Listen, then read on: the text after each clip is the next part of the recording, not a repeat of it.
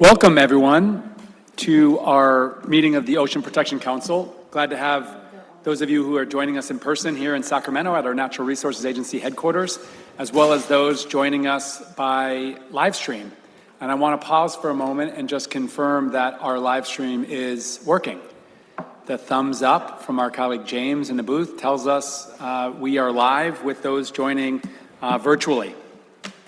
My name is Crowfoot, and I serve as our California Natural Resources Agency Secretary, and it's my honor to chair our Ocean Protection Council.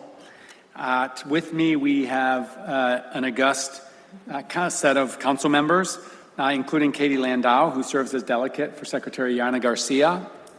Secretary Garcia leads the California Environmental Protection Agency. We welcome Carl Larson to the council in his first meeting. I actually just swore him in this capacity on the side of the stage. And he serves as a delegate for Lieutenant Governor Eleni Kounalakis. We also, I believe, will be joined by Julianne Cravato, delegate for Assemblymember Don Addis, and Catherine Moore, our colleague from the legislature. Welcome. Catherine is here as a delegate for Senator Ben Allen, and she'll be able to join us for at least a portion of this meeting.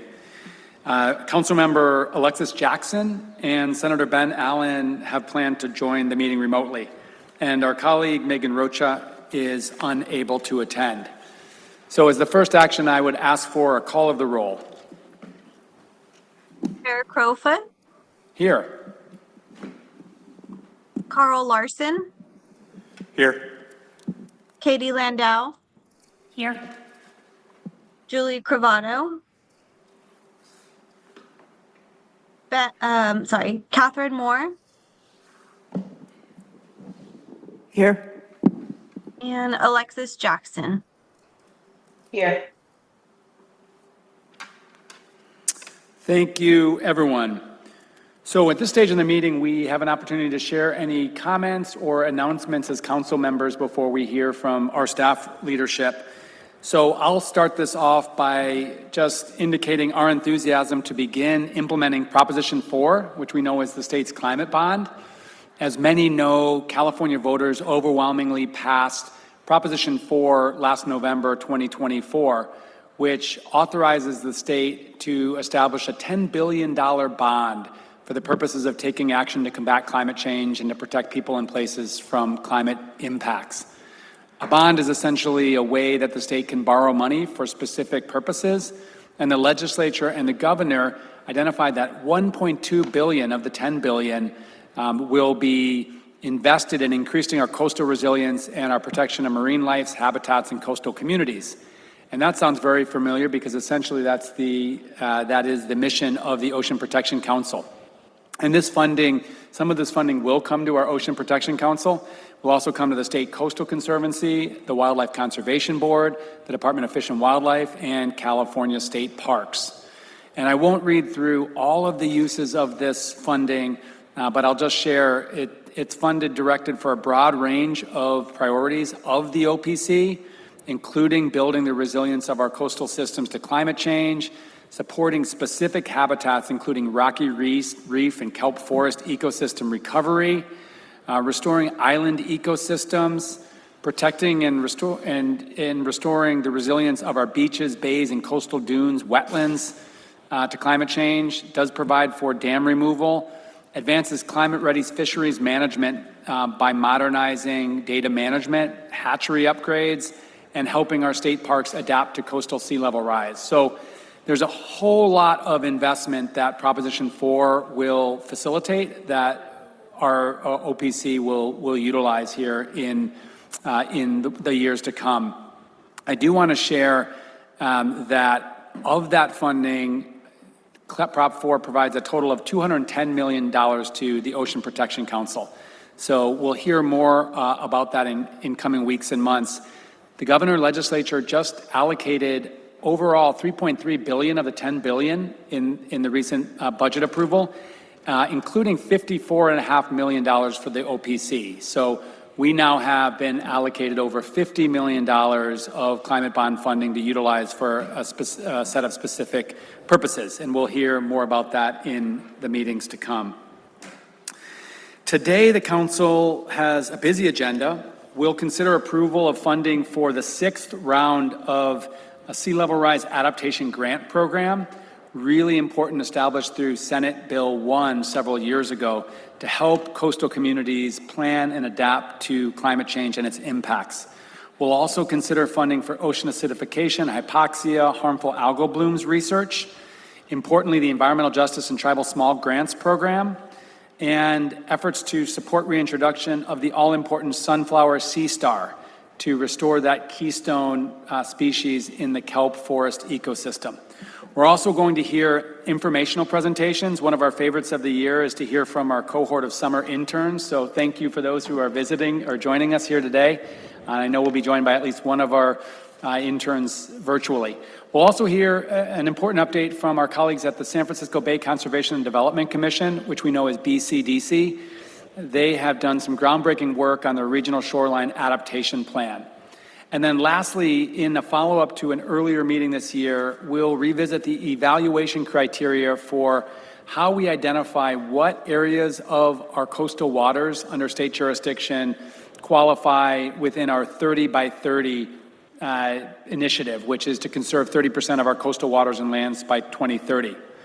As always, we invite public comment on most of these items. We'll be taking public comments after items 4 through 9, with comments on anything not related to specific agenda items as item number 10. So if you're joining us and you want to share a public comment on an item not specifically referenced in the agenda, we ask that you do that under item 10 of the agenda. So for items 4 through 9, we invite public comment after each of those items. And if you're here in person in Sacramento, you can simply come and stand in front next to the podium to provide public comment, and we take that public comment first. If you're joining through Zoom, you can raise your virtual hand during the item you wish to speak on, and our colleagues will unmute you, announce your name, and you'll be able to provide your comment. We also have phone access, so if you've called into the meeting via telephone, you press #2 in order to raise your hand. And depending on how you've accessed the meeting, you may need to also unmute yourself. Public comment is limited to 2 minutes each, so we can hear from all members of the public and also get through our lengthy meeting. There'll be a timer on the screen to track your allotted time. And again, anyone interested in providing comment will need to raise her or his hand by the end of the presentation of the item. That's so we understand how many people are in the queue and they can facilitate the queue. Hands raised after that time won't be placed in the queue for comment. So thanks for listening to that way that we can all hear from those providing public comment. It's one of the best parts of our meeting. With that, let me turn it to other council members if they have any announcements, introductions, or comments they'd like to share. Okay, then let's turn it, we'll turn to item number 2 on our agenda, which is an update from our wonderful Executive Director, Jenn Eckerle. Thank you, Chair Crowfoot. I'm going to start by giving a little more detail. Oh, Alexis has some comments, sorry. Oh, so sorry, Alexis. You would think we'd have it figured out by now at a virtual meeting, but welcome. And this is Councilmember Alexis Jackson piping in virtually. Over to you. Yeah, sorry, I did briefly want to acknowledge, because I didn't see it in the ED update, that since our last meeting, there was a failure of the global plastics treaty negotiations that was worth mentioning for a broader group. And wanted to call it out just given, California has been such a major leader on this issue, a number of bills in recent years moving through the legislature, funding that's moved through this council. And so I think it's just something to keep our eyes on as we see how different global players align to address, I think a policy that they hope to kind of harmonize policies across the board. So just wanted to call that out. Yeah, thank you so much. And as you know, and we know on the council, the Ocean Protection Council is partnering with Cal Recycle within Cal EPA and many other entities to reduce plastic pollution into our coast and oceans within California. There's a lot of work to be done in California, and we want to position California as a global leader pressing for a broader international treaty. So thank you, Dr. Jackson, for that update. That's helpful to keep in mind as we advance our meeting here today. Over to you, Jenn. Thank you, Chair Crowfoot. I'm going to start with giving a little more detail on the budget. I have one slide. So as a reminder, the climate bond provides a total of $210 million to the Ocean Protection Council, $135 million to advance projects that increase climate change resilience and protect and restore coastal and marine ecosystems, and an additional $75 million for sea level rise adaptation planning and projects through OPC's Senate Bill 1 grant program. The final FY 25-26 budget that was just signed by the governor appropriated $54.5 million of these climate bond funds to OPC. This includes $7.5 million to increase resilience from the impacts of climate change, with preference given to projects that conserve, protect, and restore marine wildlife and healthy ocean and coastal ecosystems. $12 million to support rocky reef and kelp forest ecosystem restoration and recovery, and this includes associated workforce development. $20 million for sea level rise adaptation planning and projects through OPC's SB1 Sea Level Rise Adaptation Planning Program, and $3 million to improve working waterfront infrastructure along the North Coast. We did receive funding from a separate section in the bond that was appropriated to OPC and includes an additional $7 million to support restoration and management of kelp forest ecosystems. So that brings us to a total of $19 million for kelp forest and rocky reef restoration and recovery. And an additional $5 million that is to be granted from the OPC to the Wildlife Conservation Board to protect and restore island ecosystems against the threat of invasive species. So as the Secretary noted, the total amount appropriated across all of the Coastal Conservancy, OPC, Fish and Wildlife, the Wildlife Conservation Board, and state parks in this budget was $279 million for coastal protection and resilience. So we're excited to kind of leverage the strategic plan and identifying strategic investments to really move that money. So turning to our strategic plan, you will recall that after substantial public outreach and tribal consultation to inform our priorities, we released a draft of our 2026 to 2030 strategic plan for review and public feedback on May 30th. The public comment period closed on August 1st, and we received nearly 30 individual comment letters, many of which were submitted by coalitions of multiple organizations.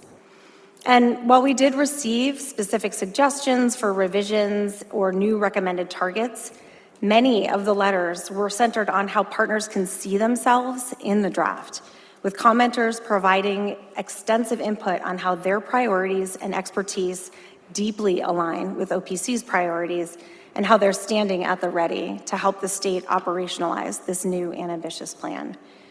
OPC staff are now working to finalize revisions to the strategic plan based on the feedback that we received, and initial design concepts are being developed. The final plan will be presented to this council for consideration and adoption at the December 2025 council meeting. Next, a brief update on the efforts to track the impacts of federal actions on coastal and ocean programs. At the June council meeting, OPC staff presented an overview of expected impacts of federal actions on California's coastal and ocean programs and partnerships. On direction from the Secretary at that meeting, staff recently released a survey to further identify and understand the impacts to federally funded coastal and ocean programs in California. This survey will remain open indefinitely, allowing partners to share information on a rolling basis so that OPC can understand the ongoing impact to jointly funded state programs and projects and identify critical environmental data and information gaps. We will continue to provide updates to the council on this item at future meetings. An update on the Chumash Heritage National Marine Sanctuary. Last month, the Sanctuary Advisory Council for the new sanctuary was established.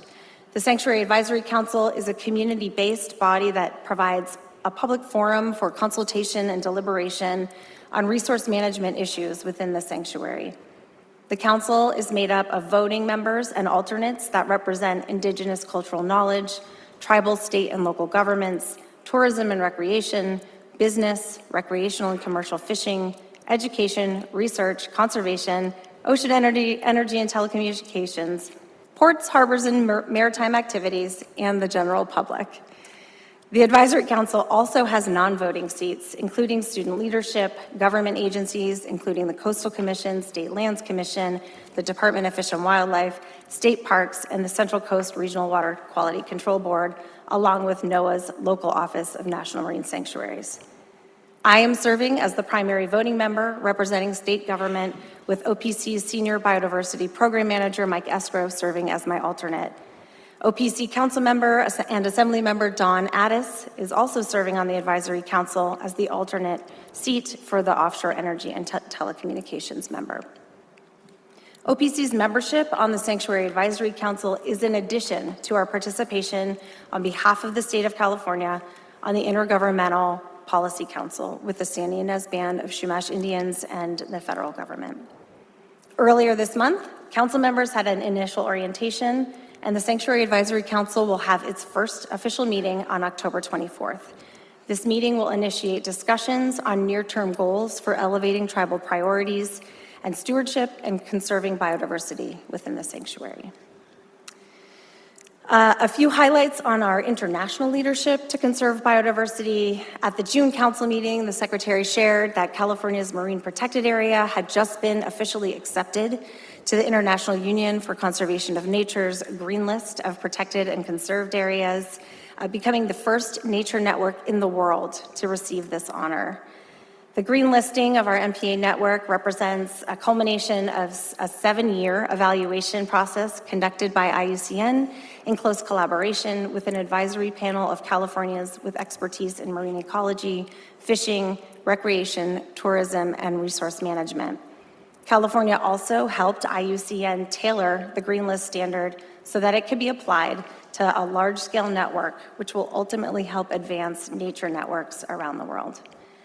I am pleased to share that I, along with Mike Eckerle, will attend the IUCN World Conservation Congress in Abu Dhabi next week to officially accept the Green List Award, highlight the critical importance of subnational leadership in conserving biodiversity and fighting climate change, and further strengthen our collaboration with key partners from around the globe. Finally, a few quick personnel updates. You'll hear from our summer interns during item 4, but I just wanted to take a moment now to thank Kiani, Paige, Jacob, Kate, and Annie for their curiosity, their hard work, and their meaningful contributions to OPC's priorities over the summer. We are so grateful for the opportunity to have had you as a part of our team, and we can't wait to see what's next for all of you. As our summer interns leave, we want to welcome 2 new fellows who will be working with OPC this year. Fiona Vogler, she's here, you can give a wave, joined the OPC through Sacramento State's Executive Fellowship Program, where she will support both executive level functions of OPC and the California Natural Resource Agency's Legislative Affairs team. Fiona graduated from the University of California, Berkeley with a degree in Geography and Political Economy. And I would also like to welcome Emily Malouf, who comes to OPC through California's Climate Action Corps Fellowship Program, where she will support the California Natural Resources Agency and OPC in advancing our 30 by 30 initiative. Emily graduated from the University of Colorado Boulder with a degree in astrophysics. That concludes my executive director's report, and I am happy to answer any questions. Many thanks, Jen, and safe travels to that Global Nature Congress. Very, very excited that the Marine Protected Area Network is being recognized as it is. We'll next turn to an update from our science advisor, Liz Whiteman, who of course serves, Dr. Whiteman serves as the executive director of California's Ocean Science Trust. Over to you, Liz. Thank you, Chair Crowfoot, council members. Quick updates. So starting with a note of recognition of the turmoil and uncertainty within the science community, obviously among other sectors. I sit here in the capacity of science advisor, connecting and bringing the best thinking from the science community to support coastal and ocean policy here and in the legislature. But that's only half of what the Ocean Science Trust actually was set up to do. And the other half is to mobilize capacity and resources, both human and financial, to strengthen that body of knowledge so that it's there and available to bring to venues like this. So in this moment, we don't know what the future of research funding is going to look like, but it's definitely going to look different than the model that's been established in the US and that we've all been operating under since World War II, a very strong federal public support for scientific research, innovation, and R&D.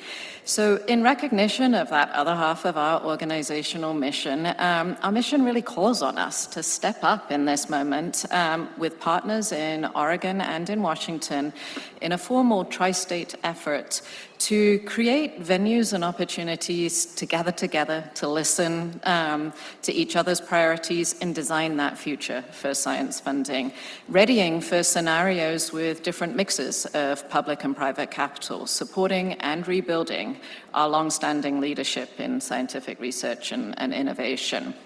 So as an early an early step in this process, a quick plug for a different survey, but coordinated with the OPC survey, that we've released throughout the West Coast to begin that process of listening to the changes being experienced within the broader science community and the adaptation strategies that the scientists are identifying for themselves so that we can start a process of thinking differently about science funding in the future.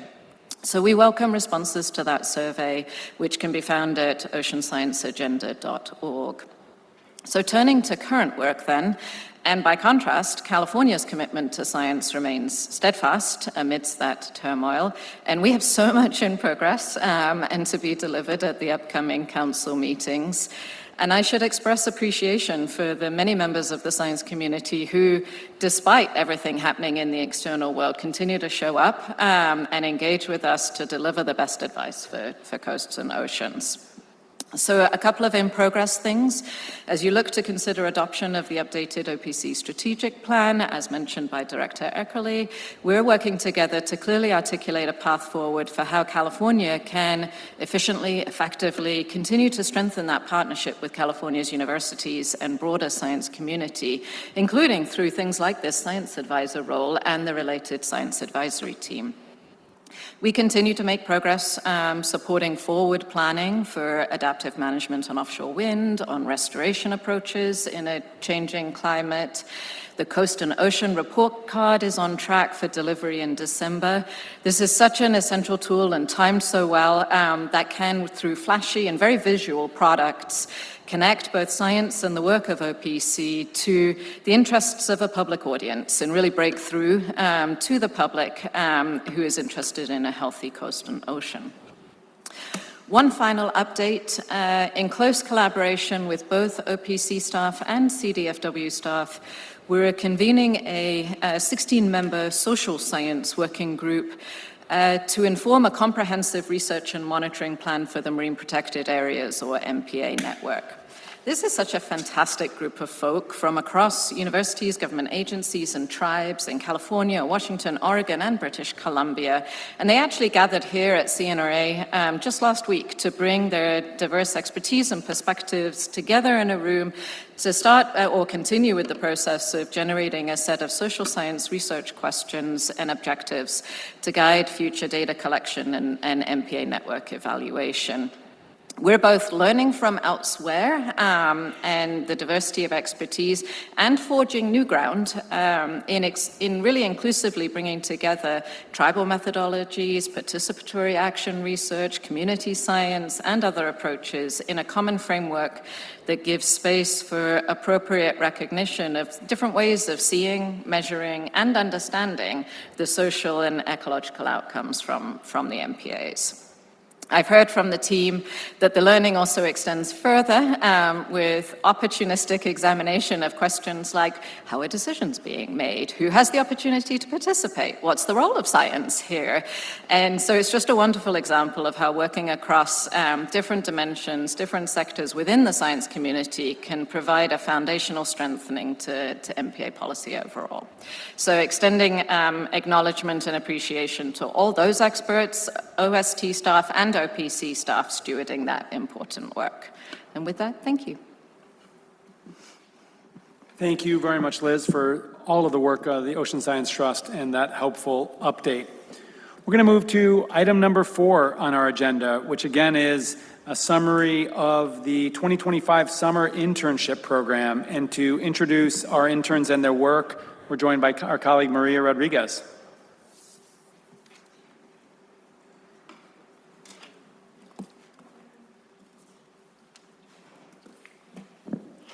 Hi, good afternoon, council members. My name is Maria Rodriguez. I'm OPC's Climate and Environmental Justice Program Manager.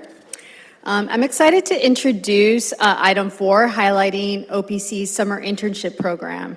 This is the 5th year of the program, which has become an important way for OPC staff to mentor future leaders in ocean and coastal policy and management.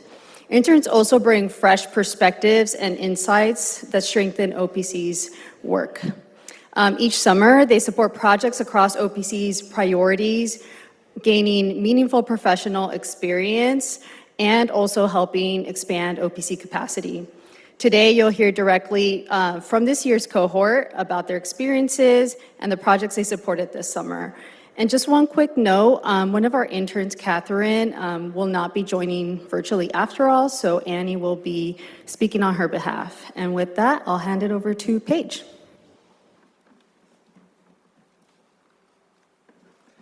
Good afternoon, council members. My name is Paige Thionnet. I'm a senior at UC Berkeley studying environmental science. And this summer, I had the privilege of working on the climate team at OPC under the mentorship of Climate Change Program Manager Ella McDougall. Over the course of the summer, I had the opportunity to work on several exciting projects. More specifically, for the OPC report card that is upcoming this year, I was able to contribute to OPC understanding of sea level rise adaptation planning status across the California coast, in addition to working on the SB1 grant program, and more specifically, the launch of the Tribal Cultural Resources Funding Program, as well as reviewing Track 1 proposals from the summer. It was an incredibly educational experience that I enjoyed very much, and I think that the most valuable thing that I got from this summer was just so much motivation and encouragement from getting to work with and meet so many great people who are dedicated to furthering ocean and coastal conservation on the state level.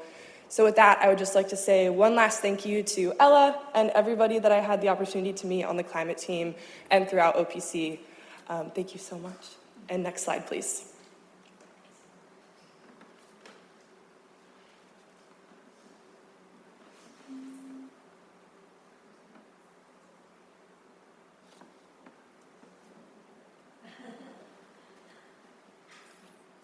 Hi, I'm Jacob Wagner. I'm a senior at UC Santa Barbara. I'm majoring in environmental studies with a minor in anthropology. And over the course of my summer internship, I did projects centered around the climate team. I worked on one-pagers for the equity plan and the tribal engagement strategy. I did a lot of coding for data synthesis, mainly around the OPC engagement and partnership survey, and that was really fun. And I did a little bit of coding for the tribal needs assessment, and I also presented some of my findings to the Environmental Justice and Advisory Board. And I think just the biggest takeaway that I had from the internship overall was a feeling of inspiration. It was really nice to see the inner workings of the state and state agencies, things that I had kind of just heard about through my lectures and never really had any experience with, hands-on experience. And it was really cool getting to see also tribal affairs. I shadowed a little bit when it came to that, especially as someone of like partial Native descent. It was really uplifting. And I just wanted to say thank you, and it's really inspired me to, well, it's confirmed that I really want to pursue a conservation career in the state at some point. Thank you, and next slide.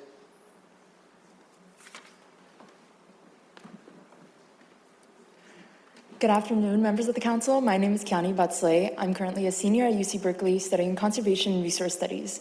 This summer, I had the privilege of working with my mentor, Pike Spector, the OPC Biodiversity Program Manager, and the rest of the OPC Biodiversity team.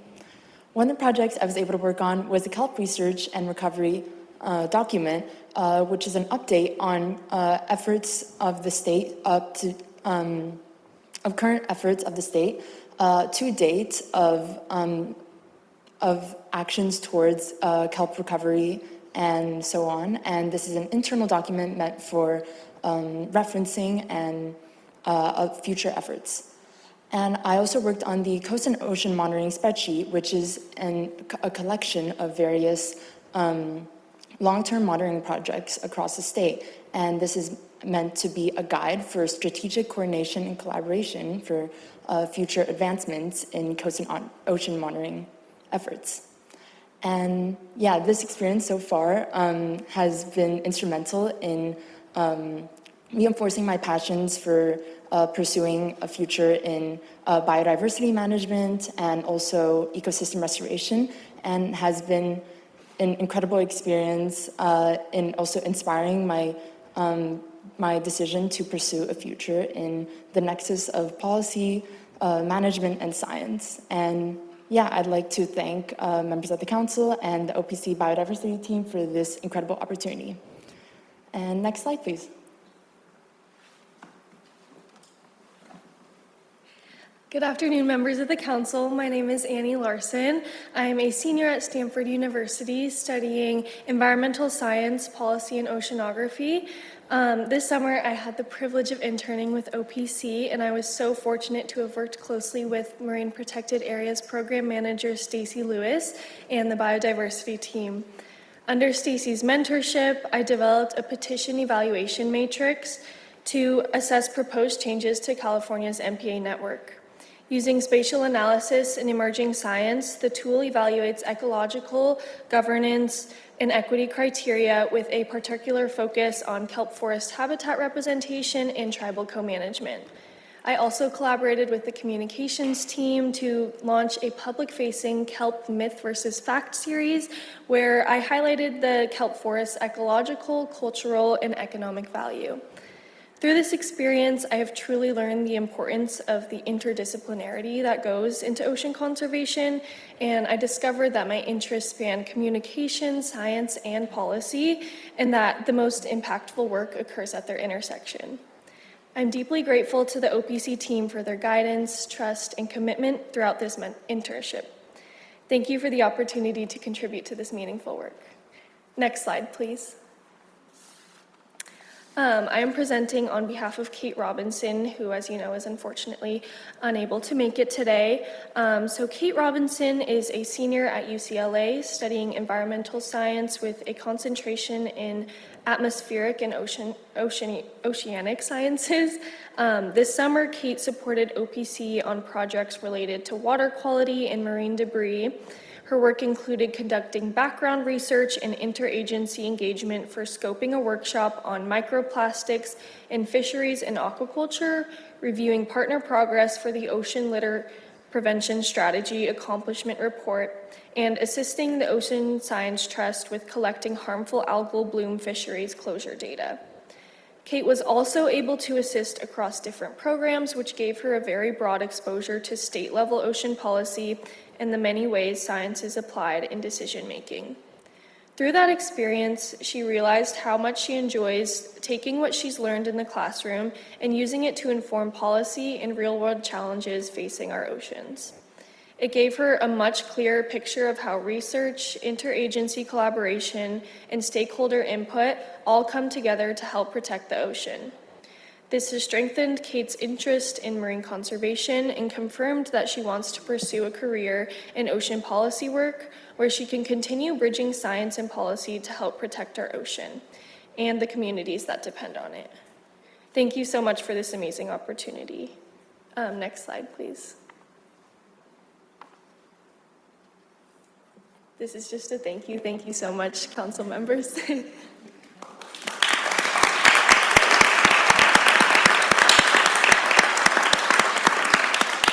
Well, huge thanks to you all, and I certainly have some comments, and my colleagues may as well. But first, we want to see if there's any member of the public that would like to provide public comment here on this item.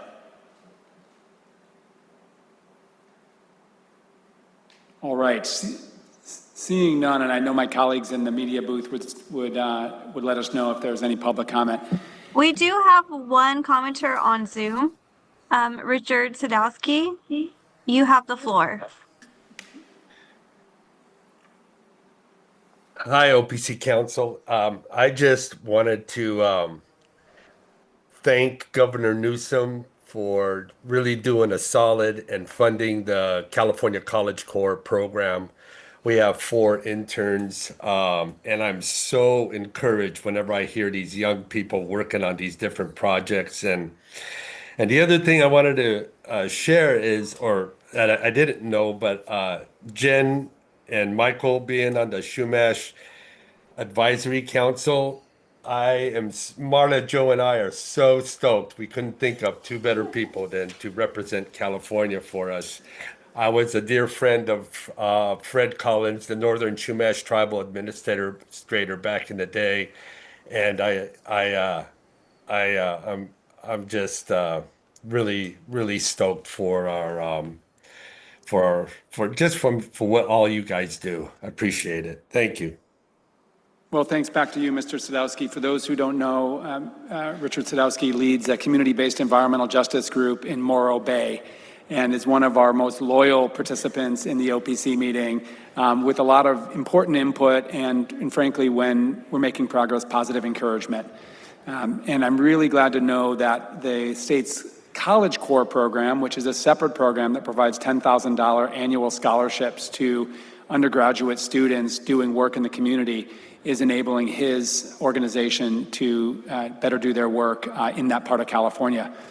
So bringing it back to our interns, first of all, huge thanks for taking the time and energy and your commitment over the summer. I am so gratified that the internships have seemed as substantive as they have.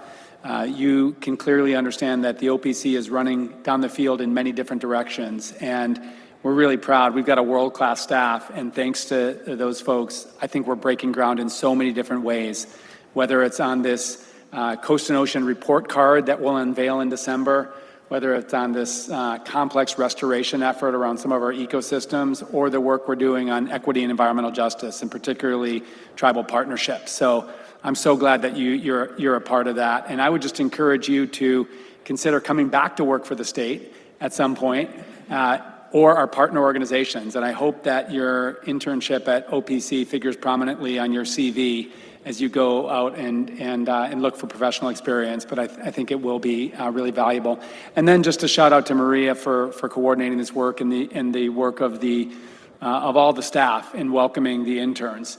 You know, we made a commitment 4 or 5 years ago to this program is really building a pipeline of young scientists and environmental experts in building sort of the next generation of the folks doing this work. And I am so excited. It's one of the best parts of these meetings is hearing and meeting you all and hearing about your work. So best of luck to you and congratulations on your continued success. I just want to ask any other members of the council or Director Eckerle. Yeah, Dr. Jackson. Yes, similar reactions. Secretary Crowfoot around just how exciting it is to see these interns energized about the work, contributing to the work. And I think it's even more important at a time like this where science is under fire to be creating pathways for academics and for data to inform decision making. So I think it's just encouraging to continue to see how much this program's grown. Well said, Dr. Jackson, thank you. Okay, well, once again, thank you very much and best of luck in your final year. When you say you're seniors, you were rising seniors, right? So so best of luck concluding your studies, your undergraduate studies. Let's move on to item number 5, which is in 3 parts. These next 3 items, 5A, B, and C, are a package relating to sea level rise adaptation and OPC's SB1 level rise action grant program. We'll take combined public comment and council discussion on all of these items after the presentation that we receive. And just a word of thanks to the staff on this work on the sea level rise adaptation grant program. Very, very important as we find ways to support our coastal communities that are impacted by sea level rise. Welcome, Justine. Yeah, come on up. So Justine Kimball, Dr. Kimball is our Senior Climate Program Manager. who will introduce our first informational item. Great. Thank you, Chair and council members. I will indeed be kicking off this package of 3 items related to sea level rise adaptation. This first item that I am teeing up is a briefing from the San Francisco Bay Conservation Development Commission, or BCDC, on their Regional Shoreline Adaptation Plan, or RSAP. The RSAP was catalyzed by an interagency effort, including over $2 million in funding from OPC, approved at the June 2022 council meeting, followed by more than $3 million from the State Coastal Conservancy, and continued coordination with our staff during the development process. OPC is also the primary funding source for Bay cities and counties to meet those RSAP requirements that you're going to hear more about through our SB1 Sea Level Rise grant program. So we maintain a very close relationship, working partnership with DC staff during the review and funding of those proposals. I also serve as an alternate BCDC commissioner. Director Eckerle is the primary commissioner.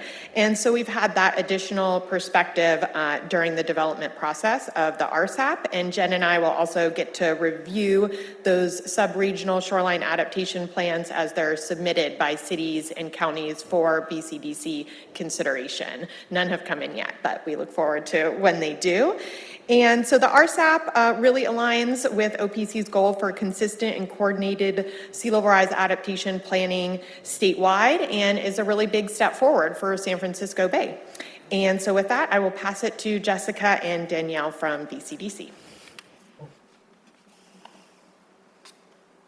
Thank you, Justine, and good afternoon, council members. My name is Jessica Fain. I'm the Director of Planning at BCDC, and it's a privilege to be here today virtually with OPC and share with you an update on what's going on in sea level rise adaptation in San Francisco Bay. Just as a reminder, BCDC is one leg of California's three-legged coastal management program stool, along with the Coastal Commission on the Outer Coast, BCDC in the Bay, and the Coastal Conservancy. We just celebrated our agency's 60th birthday last week, 60 years since the passage of the McAteer-Petras Act, making us the oldest leg of that stool, but you know, who's counting? So the Bay Area's unique geography and history means that we are one of the most vulnerable regions in the state to sea level rise, and San Francisco Bay is one of our most important state protected resources. So we've been working hard to make sure that we're working together as a region, and that the over 50 local governments, cities, and counties have the tools and resources they need to prepare. None of this progress would have been possible without OPC's support, and we're so grateful for this long-term partnership. So to share with you the work that's been unfolding, the role that SB1 funding is playing, I'd like to introduce Danielle Flanagan, who's part of our team leading the RSAP outreach and technical assistance. So Danielle, over to you. Thank you, Jessica. Thank you, Justine, and thank you, Chair and Council members. It's an honor to be here today. Next slide. While the Bay Area may only make up about a third of California's coastline, it faces 2/3 of the state's projected economic damage from sea level rise. That means the Bay carries a disproportionate share of the impacts. And because our shoreline is so densely populated and developed, the costs of inaction are immense, not only for local governments, but for the entire state. Next slide. Compounding that issue was a lack of overarching requirements for sea level rise planning in the Bay Area. Planning was happening piecemeal, with each city and county working from its own data and understandings of hazards. This limited the ability to make strategic, coordinated shoreline adaptation investments. This is why regional coordination is so important, and why OPC's investments here have been vital. OPC provided a nearly $2.2 million grant that launched a collaborative regional effort. This investment produced 3 major outcomes. First, the Regional Shoreline Adaptation Plan, or RSAP. Second, the RSAP Atlas, an online data and mapping platform. And third, the RSAP Technical Assistance Program, which provides direct support to local governments as they develop their plans. I want to quickly give you more context on the RSAP and the RSAP Atlas. Next slide. The RSAP establishes a regional framework for adaptation with planning guidelines for local governments to create sub-regional plans. The RSAP was formally adopted by the BCDC Commission in December 2024, meaning Bay Area jurisdictions are now required to prepare sub-regional plans consistent with it. It was developed collaboratively with local governments, community organizations, scientists, and regional partners, and it has three main components. First is the One Bay vision. Second, the 8 strategic regional priorities. And third, the plan guidelines, which are broken down into 7 plan elements and 4 minimum standards. Additionally, our minimum standards for coastal hazards rely heavily on OPC's statewide sea level rise guidance and were developed in partnership with OPC staff and scientists. Next slide. Next, I want to highlight the RSAP Atlas, the regional data and mapping tool that supports sub-regional plan development. The Atlas provides roughly 65% of the data required in a sub-regional plan. By providing standardized, high-quality data, the Atlas reduces the burden on local governments, ensures consistency across plans, and allows jurisdictions to focus on their priorities while staying regionally aligned. Next slide. Now OPC is building on the outcomes of the initial investment and multiplying its impact through SB1 funding. The SB1 funding that is approved or is up for a vote today is expected to result in 15 SB 272 compliant sub-regional plans covering half of required jurisdictions in the Bay Area. In addition to this on-the-ground impact, I want to just emphasize how much we've valued OPC's partnership in this work. We've been working closely with staff on refining the grant requirements and consulting on submitted applications and work plans. OPC's openness and collaboration have been key to making the RSAP a success. Next slide. Looking ahead, our partnership remains critical. Many jurisdictions are just beginning the planning process, and their top concern remains funding. SB1 is filling the critical funding gap. We hope to continue working together to drive its success while aligning on Track 2 funding to support implementation projects envisioned under SB 272. With this continued support, we can help more communities implement plans, safeguard critical infrastructure and ecosystems, and strengthen the Bay Area's resiliency. Next slide. Thank you for your support and thank you for the opportunity to be here. Many thank you, Danielle. Many thanks for your presentation. We are going to take the next 2 presentations together and then we'll take public comment and we'll discuss each. And I'll certainly have comments on the work of BCDC. Next item I'll introduce is an action item, and it's the consideration and potential approval of the disbursement of funds for Senate Bill 1 Sea Level Rise Adaptation Planning Grant Program. And welcome to the podium our colleague Megan Williams, who serves as Coastal Resilience Program Manager. Thank you, Chair Crowfoot. Good afternoon, council members. My name is Megan Williams. I'm the Coastal Resilience Program Manager at OPC. Today I'm presenting the 6th set of SB1 Sea Level Rise planning projects recommended for funding approval and showing you how this program has already built a really strong foundation for statewide sea level rise planning. Next slide, please. So as a quick recap, the Senate Bill 1 grant program provides funding for coastal communities to develop consistent sea level rise adaptation plans and projects, building resilience along the California coast and San Francisco Bay. We do this through 2 tracks. Track 1 is for sea level rise pre-planning, data gathering, and planning, and Track 2 is for project implementation. Track 1 opened for rolling proposal submissions in December 2023, and Track 2 proposals for project implementation are what you'll hear about next in item 5C. Since launching, OPC has approved 23 projects totaling over $20 million in sea level rise planning and urgent project investments. Next slide, please. Following our June council meeting, we had a new application deadline of July 3rd for proposals to be considered at today's meeting. We received 12 Track 1 proposals and 2 Track 2 letters of intent, totaling $19.3 million requested in funding. All proposals underwent administrative and technical review done by OPC staff in coordination with either the California Coastal Commission or the San Francisco Bay Conservation and Development Commission, depending on the project's location. This ensures projects meet SB1 solicitation criteria and advance SB 272 planning requirements while aligning with the Coastal Act and the McAteer-Petras Act. In addition, staff used BCDC's new RSAP cost estimate tool, which was developed as part of the OPC investments that Danielle just discussed, to benchmark expected costs for subregional shoreline adaptation plans, ensuring recommended budgets are reasonable given the scale and complexity of each project. After review, 2 proposals did not meet criteria, 2 were invited to resubmit with revisions, and 3 were directed to other solicitations, such as our upcoming Track 2 opportunity or the Tribal Cultural Resources funding opportunity. Next slide, please. Ultimately, our review resulted in 7 Track 1 planning projects recommended for funding approval today.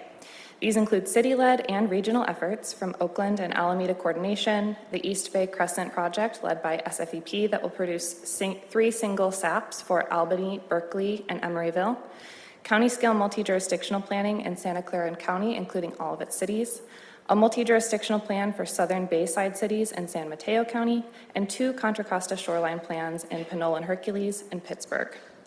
You will notice that all 7 recommended projects are in the San Francisco Bay Area. That pattern reflects 2 things. This is something that we've seen in a couple of past rounds as well, and that pattern reflects 2 things. First, the new subregional shoreline adaptation plan requirement under SB 272 for Bay Area jurisdictions that Danielle just walked us through. And second, the fact that SB 1 is currently the primary funding source for this Bay Area work. On the outer coast, on the other hand, jurisdictions have long been updating their local coastal programs to incorporate sea level rise, and that has been supported by the Coastal Commission's long-running LCP grant program. We do coordinate very closely with Coastal Commission to ensure that SB1 complements rather than duplicates their work.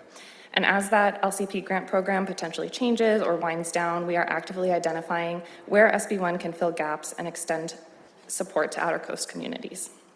So to help us and you visualize what has been funded through the Senate Bill grant program so far, I would now like to invite my colleague Olivia Wan to share a new interactive map that she has just developed. Next slide, please. And James, on this slide, if you could just click play on the video, it should be in the bottom left.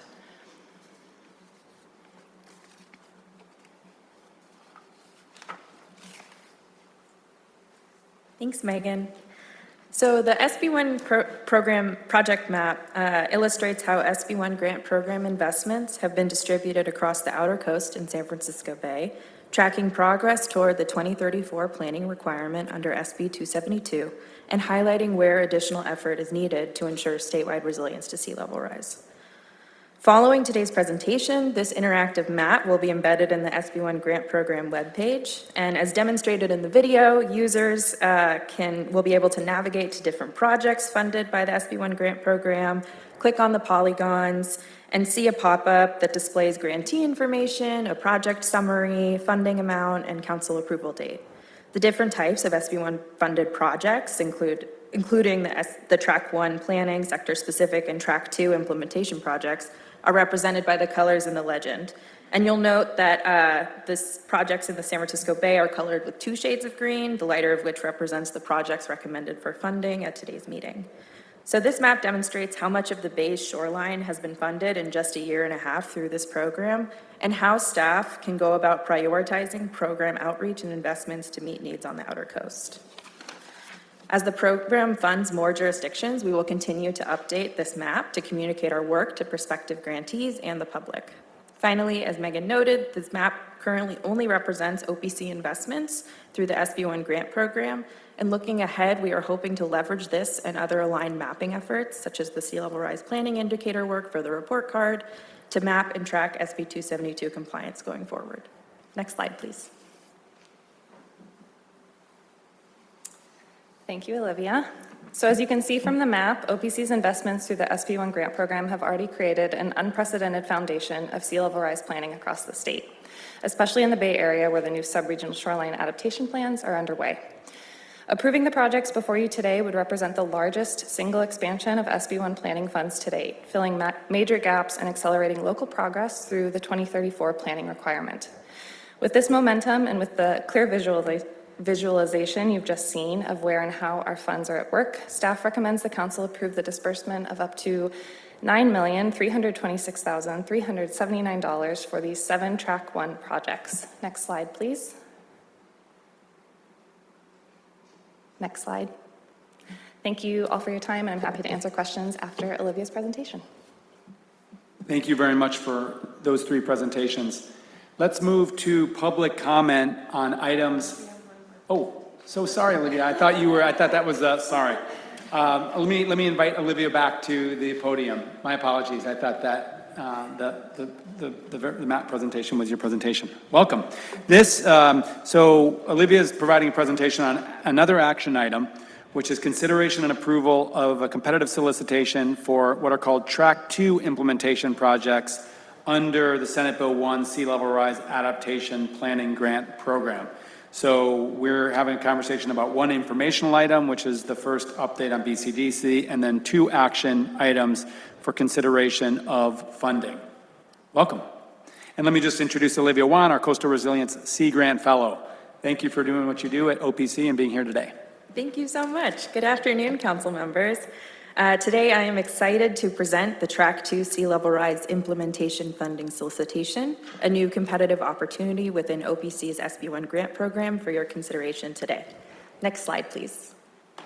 The SB1 grant program was approved by this council in 2023 to disperse $95.5 million in grants for sea level rise adaptation planning and project implementation. To date, the program, pending approval of the Track 1 projects Megan just presented on, will have awarded $29.75 million across 6 rounds to Track 1 planning projects and 2 urgent Track 2 projects accepted through an interim process. As a reminder, the SB1 grant program has intentionally prioritized funding for planning projects, given OPC's strategic plan, the Sea Level Rise Action Plan, and Senate Bill 1, which all highlight the state's need to support planning efforts. Next slide, please. Building upon the successes of Track 1, OPC has created the Track 2 Sea Level Rise Implementation Funding Solicitation, hereafter referred to as Track 2, which will help put sea level rise adaptation planning into action.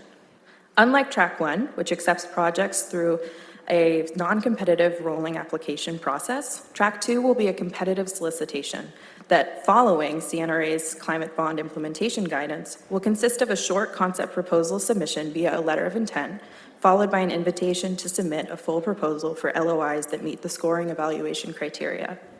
Track 2 will be funded by the SB1 grant program $75 million allocation from Prop 4 or the climate bond. And for the first round, we anticipate a total amount of $7 million of available funding and expect projects to range from $500,000 to $2.5 million, spanning up to 3 years. Pending availability of funding, OPC intends to open this competitive opportunity annually. Next slide, please. Track 2 will exclusively fund nature-based adaptation approaches, defined as coastal adaptation methods that are comprised of natural or mostly natural elements that contribute to the persistence and enhancement of coastal processes and ecological benefits while also protecting inland areas. To ensure that a proposed project clearly advances a local jurisdiction's long-term adaptation planning, has community buy-in, and complies with key statutes, eligible projects must be identified as a priority in a completed or in-progress sea level rise adaptation plan, coastal resilience plan, or other comparable land use planning effort. An exception to this requirement of having been previously identified in a plan is for projects advancing strategic relocation strategies, which may be defined as those focused on landward redevelopment patterns and thoughtful realignment of development along the coast so that natural erosion and other coastal processes, including beach formation, can continue, allowing shorelines to migrate naturally. This exception recognizes the time-sensitive and complex nature of these projects in which community buy-in may happen beyond formal planning processes or dramatically worsening impacts of climate change may cause urgent shifts in priorities. These projects will be reviewed on a case-by-case basis at the discretion of staff. Next slide, please. In addition to the main requirements that a project be identified in a plan, specific Track 2 program priorities include protecting or restoring coastal habitats threatened by sea level rise, coastal hazard risk reduction, maintaining or strengthening public access to coastal resources, building resilience of public trust resources, providing multiple co-occurring benefits to human and ecological communities alike. Next slide, please. Meaningful and direct benefits to vulnerable populations, disadvantaged communities, or severely disadvantaged communities, following the climate bonds guidance that 40% of funds go to these groups. And finally, collaboration with California Native American tribes to embed tribal priorities throughout adaptation implementation projects. Projects should seek to meet these program priorities as applicable to local conditions. Next slide, please. Track 2 will fund the following project types. 1, site assessment and preliminary design to begin translating broader planning efforts into site-specific project-level planning. 2, final design and permitting to advance projects from conceptual or preliminary designs into final designs and engineering plans. And 3, shovel-ready construction activities to be carried out during the grant term. Next slide, please. Finally, Track 2 will now be open to a broader applicant pool than just local, regional, and tribal governments, which Track 1 is currently restricted to, including the following entities. Next slide, please. In summary, staff recommends the approval to release the Track 2 Sea Level Rise Implementation Project Funding Solicitation to annually advance sea level rise adaptation projects with an initial funding amount of up to $7 million in support of OPC Strategic Plan Objective 1.1. Next slide, please. Thank you. And I look forward to answering any questions after public comment. Thanks so much, Olivia. Let's move to public comment on items 5A, 5B, and 5C, preceding council discussion. And we welcome those members of the public who'd like to, who are in the room, to come provide public comment. Welcome. Good afternoon. My name is Monica Kroc, and I am the Executive Director of the Greater Farallones Association. We are the nonprofit partner to the Greater Farallones and Cordell Bank National Marine Sanctuaries, and we advance coordinated science, restoration, policy management, and community engagement to support a healthy and resilient North Central coast. We coordinate the North Central California Coastal Sediment Coordination Committee. That's a unique state, federal, and local government partnership that advances coastal resilience initiatives across a 300-mile stretch of shoreline, representing approximately 25% of California's coast. OPC's leadership was pivotal in the development of the Greater Farallones National Marine Sanctuary Coastal Resilience Sediment Plan, which, for the first time, aligned diverse planning efforts and guidance documents across jurisdictions into a shared, holistic, and nature-based roadmap for increasing shoreline resilience. This groundbreaking effort directly led to the establishment of the Sediment Coordination Committee, which now serves as a critical forum for coordination and implementation at scale. Greater Farallones Association strongly supports Item 5C, approval of the competitive solicitation for Track 2 Sea Level Rise Implementation Project Funding Solicitation. This investment will strengthen the state's ability to implement effective, science-based, and coordinated adaptation projects and will help maintain California's position at the forefront of coastal resilience innovation. Thank you so much. Thank you. I think we have Dr. Kate Huckelbridge, who is the Executive Director of our California Coastal Commission, making her way to the podium. Welcome, Dr. Huckelbridge. Thank you. Good afternoon, council members. It is, first of all, I'm Kate Huckelbridge, Executive Director of the Coastal Commission. It's a total trip to be speaking to you today from this side of the mic. I just wanted to acknowledge and thank the council for considering the SB1 grants. Obviously, this adaptation work is incredibly important, and I view it as sort of the challenge of our careers to get all of our local governments and communities ready for sea level rise and climate change impacts. As you'll note, the grants you are considering today are almost all Bay focused. That's largely because the Coastal Commission, I think, has been running an LCP grant program that was based on a legislative appropriation of about $30 million during the surplus.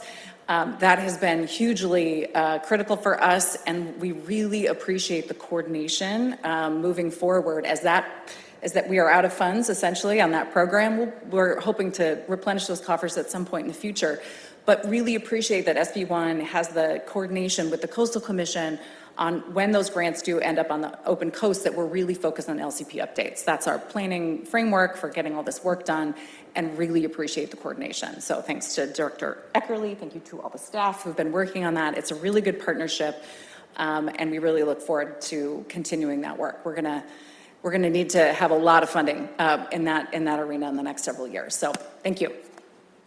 Huge thanks for you on the Coastal Commission and for the collaboration here. And in my comments, I'll certainly share thoughts on the collaboration. Let's move to virtual public comment. There are no commenters in the queue. All right, so we are now open for discussion on these three items, I should say, 5A, B, and C, noting that I hope we conclude the discussion with potential motion for action on 5B and 5C regarding recommended funding. I'll make some high-level points on sea level rise and the coordination that takes place. One is I spend a lot of my time explaining to people that sea level rise is not a future threat, it's a current impact. Whether it's sunny day flooding in Imperial Beach on the Mexican border or in the Bay Area or parts north, sea level rise is already impacting communities and infrastructure. It's in many places accelerating coastal erosion. We have a situation where we have suspended rail service between Los Angeles and San Diego, one of the most popular rail service in the country, as a result of coastal erosion. So I'm really thankful that the legislature took action with SB 1 to ensure coastal adaptation of our coastal communities. So appreciation to the legislature and the governor for providing resources. I also wanted to call out Dr. Huckelbridge and some of our colleagues in state government for recognizing early on that we needed to be more coordinated across agencies on sea level rise. As I understand it, the Coastal Commission was considering many specific permits where coastal sea level rise and erosion were playing a role. And they observed that we didn't have a cohesive strategy across entities, including OPC and really over a dozen other state agencies. So that catalyzed a process that ultimately led to state government-wide guidance on sea level rise, including shared science and shared forecasting on the impacts of sea level rise, and then an action plan, which we've been transparent with the public about, where different departments and agencies are taking different actions. So then that brings us to this work here. And in that discussion across state agencies, we saw a big missing piece of the puzzle, which was capacity for local communities to plan and take action to protect themselves against sea level rise. And that begets SB 1 that then led to these programs that you now present us. So to me, I'm so gratified that we're making the progress that we are, that we've got this phase 1 of planning funding that's gone out the door. We're looking at the track 2 of actual, projects at BCDC. The Coastal Commission is moving down the field. I also want to thank you for creating that interactive map. I think sometimes it's really hard to tell our story in government in ways that non-experts can understand, and a clickable map that's available to all is a really great way to explain how taxpayer dollars are going to protect communities. So big thanks for that. So I'll certainly be supporting the proposed funding actions, and I look forward to more progress here in the months and years to come. I'd ask any other council members if they have any questions or comments on this item. Seeing none, Councilmember Dr. Jackson has her hand up.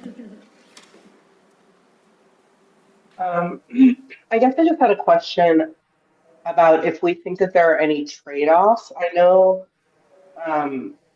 funding is limited, resources are always limited, especially as we look at changes that are happening in the federal landscape. And as we think about investing additional dollars to phase 1, does that have any implications for funding that's available for phase 2? Sometimes that implementation work can be more costly, or obstacles can come out that require additional funding, things like that. So I just wasn't sure how we were thinking about that, or if staff had any reflections. Yeah, so I think Dr. Jackson's question is specifically about more funding, recognizing that current need outstrips the supply of funding. And so, yeah, I think that's right, and not having full insight yet, also as to what the demand will be for phase 2. What's the demand for phase 2? That is a good question. It was a big part of our conversation in trying to decide how much to allocate for track 2 for this initial round. I think we're seeing just that $7 million amount for this first round, given that we do have this priority that the projects be identified in a sea level rise adaptation plan. However, as you saw, track 1 is still really in the works right now, and they are really working on those adaptation plans and developing them. So we're not anticipating having as many projects that potentially fulfill that initial priority of identification in a plan, given that there is so much effort, especially in the Bay, really starting off right now and developing those. Obviously, there is definitely a recognition that these projects do get quite expensive, and so we are really mindful of making sure that we are still keeping enough set aside for track one to continue funding those through that rolling process. So you'll see, as Director Eckerle said, we received $20 million this year for Prop 4 in this most recent allocation. And it's just the $7 million, and we're hoping to keep that additional $13 million aside for track one. So it is a balance. I think overall, though, there is a recognition that more funding will be needed. Absolutely. Thank you, Megan. I just will add that in addition to the funding that the Ocean Protection Council has, the State Coastal Conservancy received, close to $1 billion for coastal resilience work. And so there are additional sources of funding for these implementation projects. So we're trying to kind of activate and leverage the smaller amount of funding we have to get the plans out the door and fund some of those urgent implementation projects consistent with what's in the planning. But then we are not alone in doing this work. Yeah, thank you for identifying the Coastal Conservancy as such a critical partner in this, and almost $1 billion of funding through the Coastal Conservancy, in part for coastal resilience. I'll also point out that the phase one planning is really important to make the case for the track 2 implementation funding. And it's really hard to make the case, whether it's in the state budget or through other sources of public or private funding for funding projects, if we don't truly have the demonstrated need and the plan in place. So I think it's a really helpful question. Thank you so much, Dr. Jackson, for asking it, and appreciate the response. I will mention too that I'm excited that BCDC is moving down the field on this planning in such a straightforward and collaborative but proactive way with communities. I'll note that the discussions of sea level rise in the Bay Area through BCDC have at times been contentious, and it's been hard to understand how to balance, local land use authorities with this regional role that BCDC plays. I'll note too that I started my state government career as an alternate on BCDC to a county supervisor in San Francisco when I think Jenn Eckerle was working there as a young staffer. So we've been at this issue for a long time, and it's actually exciting to see the progress, and I want to commend BCDC for that. So I would entertain a motion on items 5B and 5C regarding the staff recommendations on funding. Happy to make a motion to adopt the staff recommendation for 5B and 5C. Excellent. So the motion, I understand, is a move to adopt the proposed findings for all projects as recommended by staff and approve the disbursements under items 5B and 5C? Exactly. Excellent. Is there a second?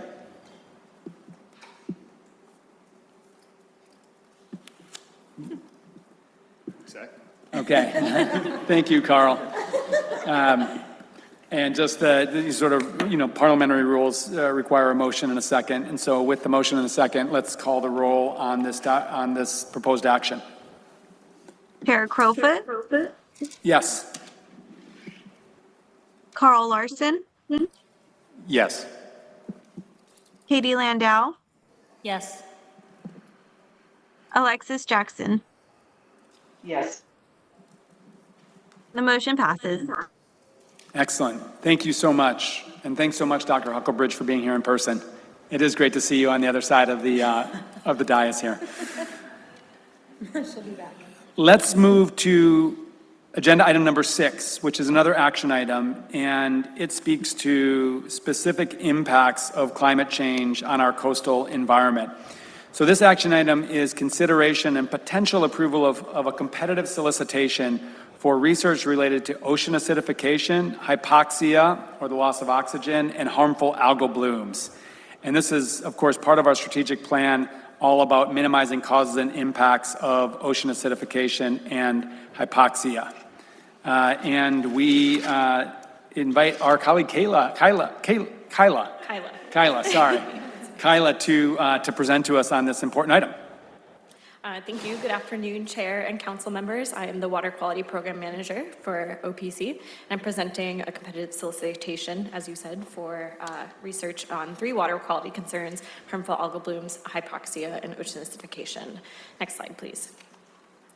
A consequence of increased global carbon dioxide emissions and land-based nutrients, ocean acidification and hypoxia, also known as OAH, can negatively impact marine ecosystems, presenting a management challenge for California marine waters.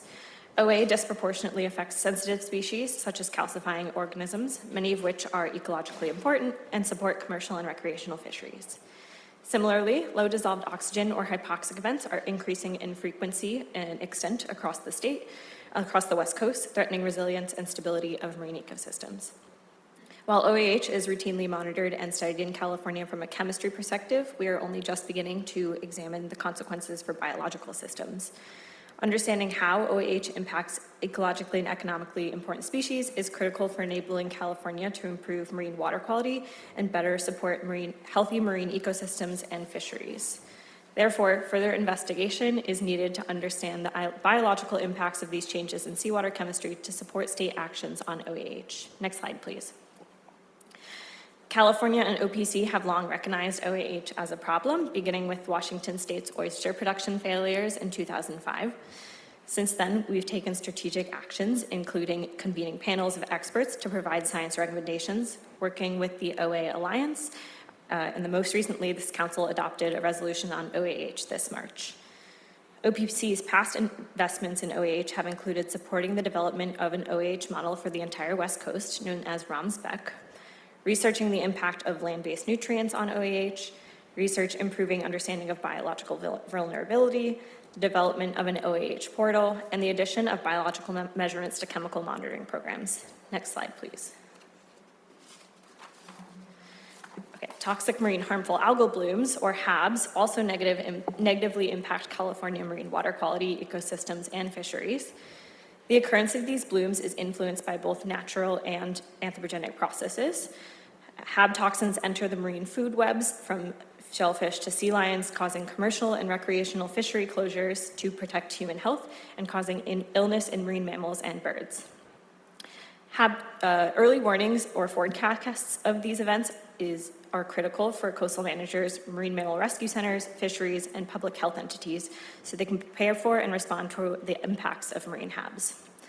Critical to improving early warning systems and management responses is understanding what causes toxic blooms, monitoring California waters for early signs of an event, and rapid communication of this information to stakeholders. Further investigation is needed to develop a more comprehensive understanding of HAB dynamics in California marine waters to enhance early warning systems and to identify potential state management actions. Next slide, please. California and OPC have also long recognized HABs as a threat to California resources, with major blooms occurring from 2014 to 2015 and annually for the past 4 years. In response, entities in California have established monitoring networks, forecast models, and OPC and the Ocean Science Trust have convened groups of experts to provide science recommendations. Past OPC investments have included examining what causes toxic blooms, as well as supporting the development and deployment of technology to detect blooms. Next slide, please.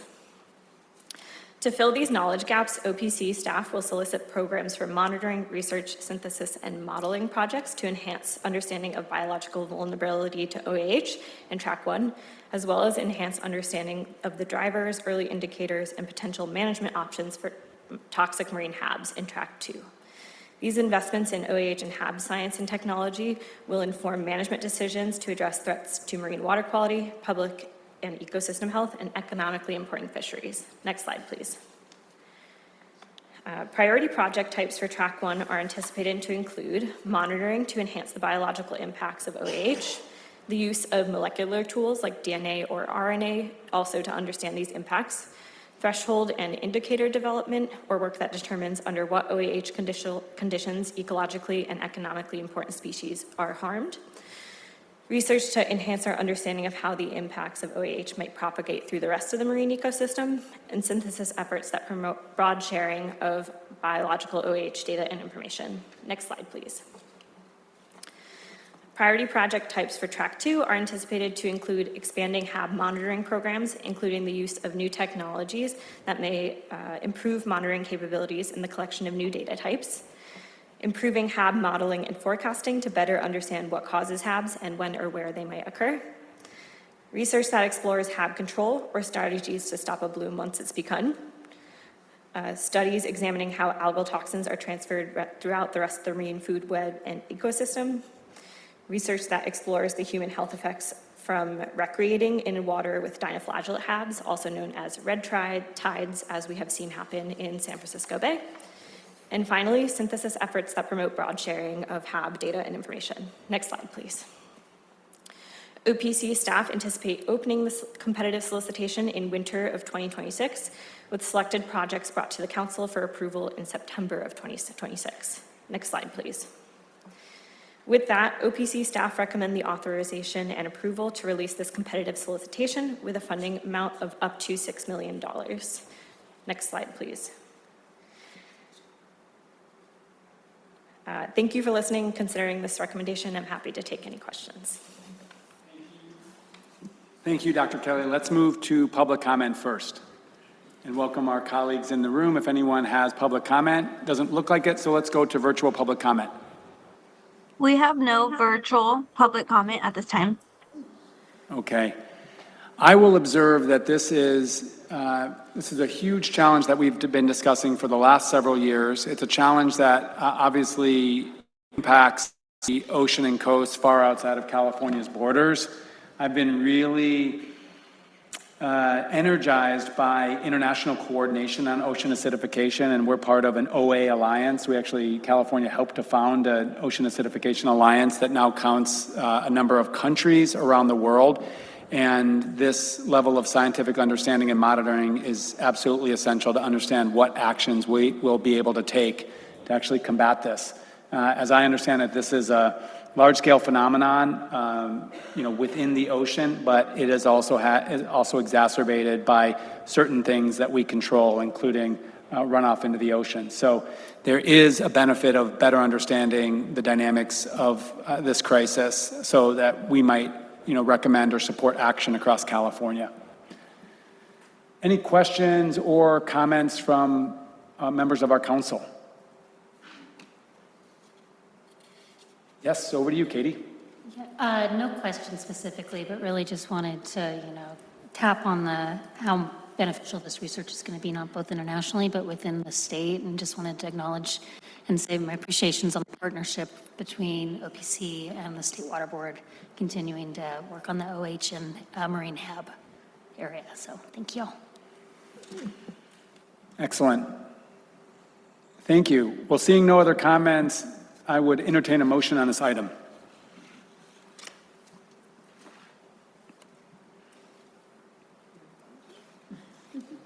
Move the item. Okay. So let me just confirm that the motion is to adopt the proposed findings as recommended by staff and approve this disbursement for the research related to ocean acidification, hypoxia, and harmful algal blooms. Yes. Okay. Carl has made the motion. Do we have a second? Second. Katie has seconded. Please call the roll. Chair Crowfoot. Yes. Carl Larson. Yes. Katie Landau. Yes.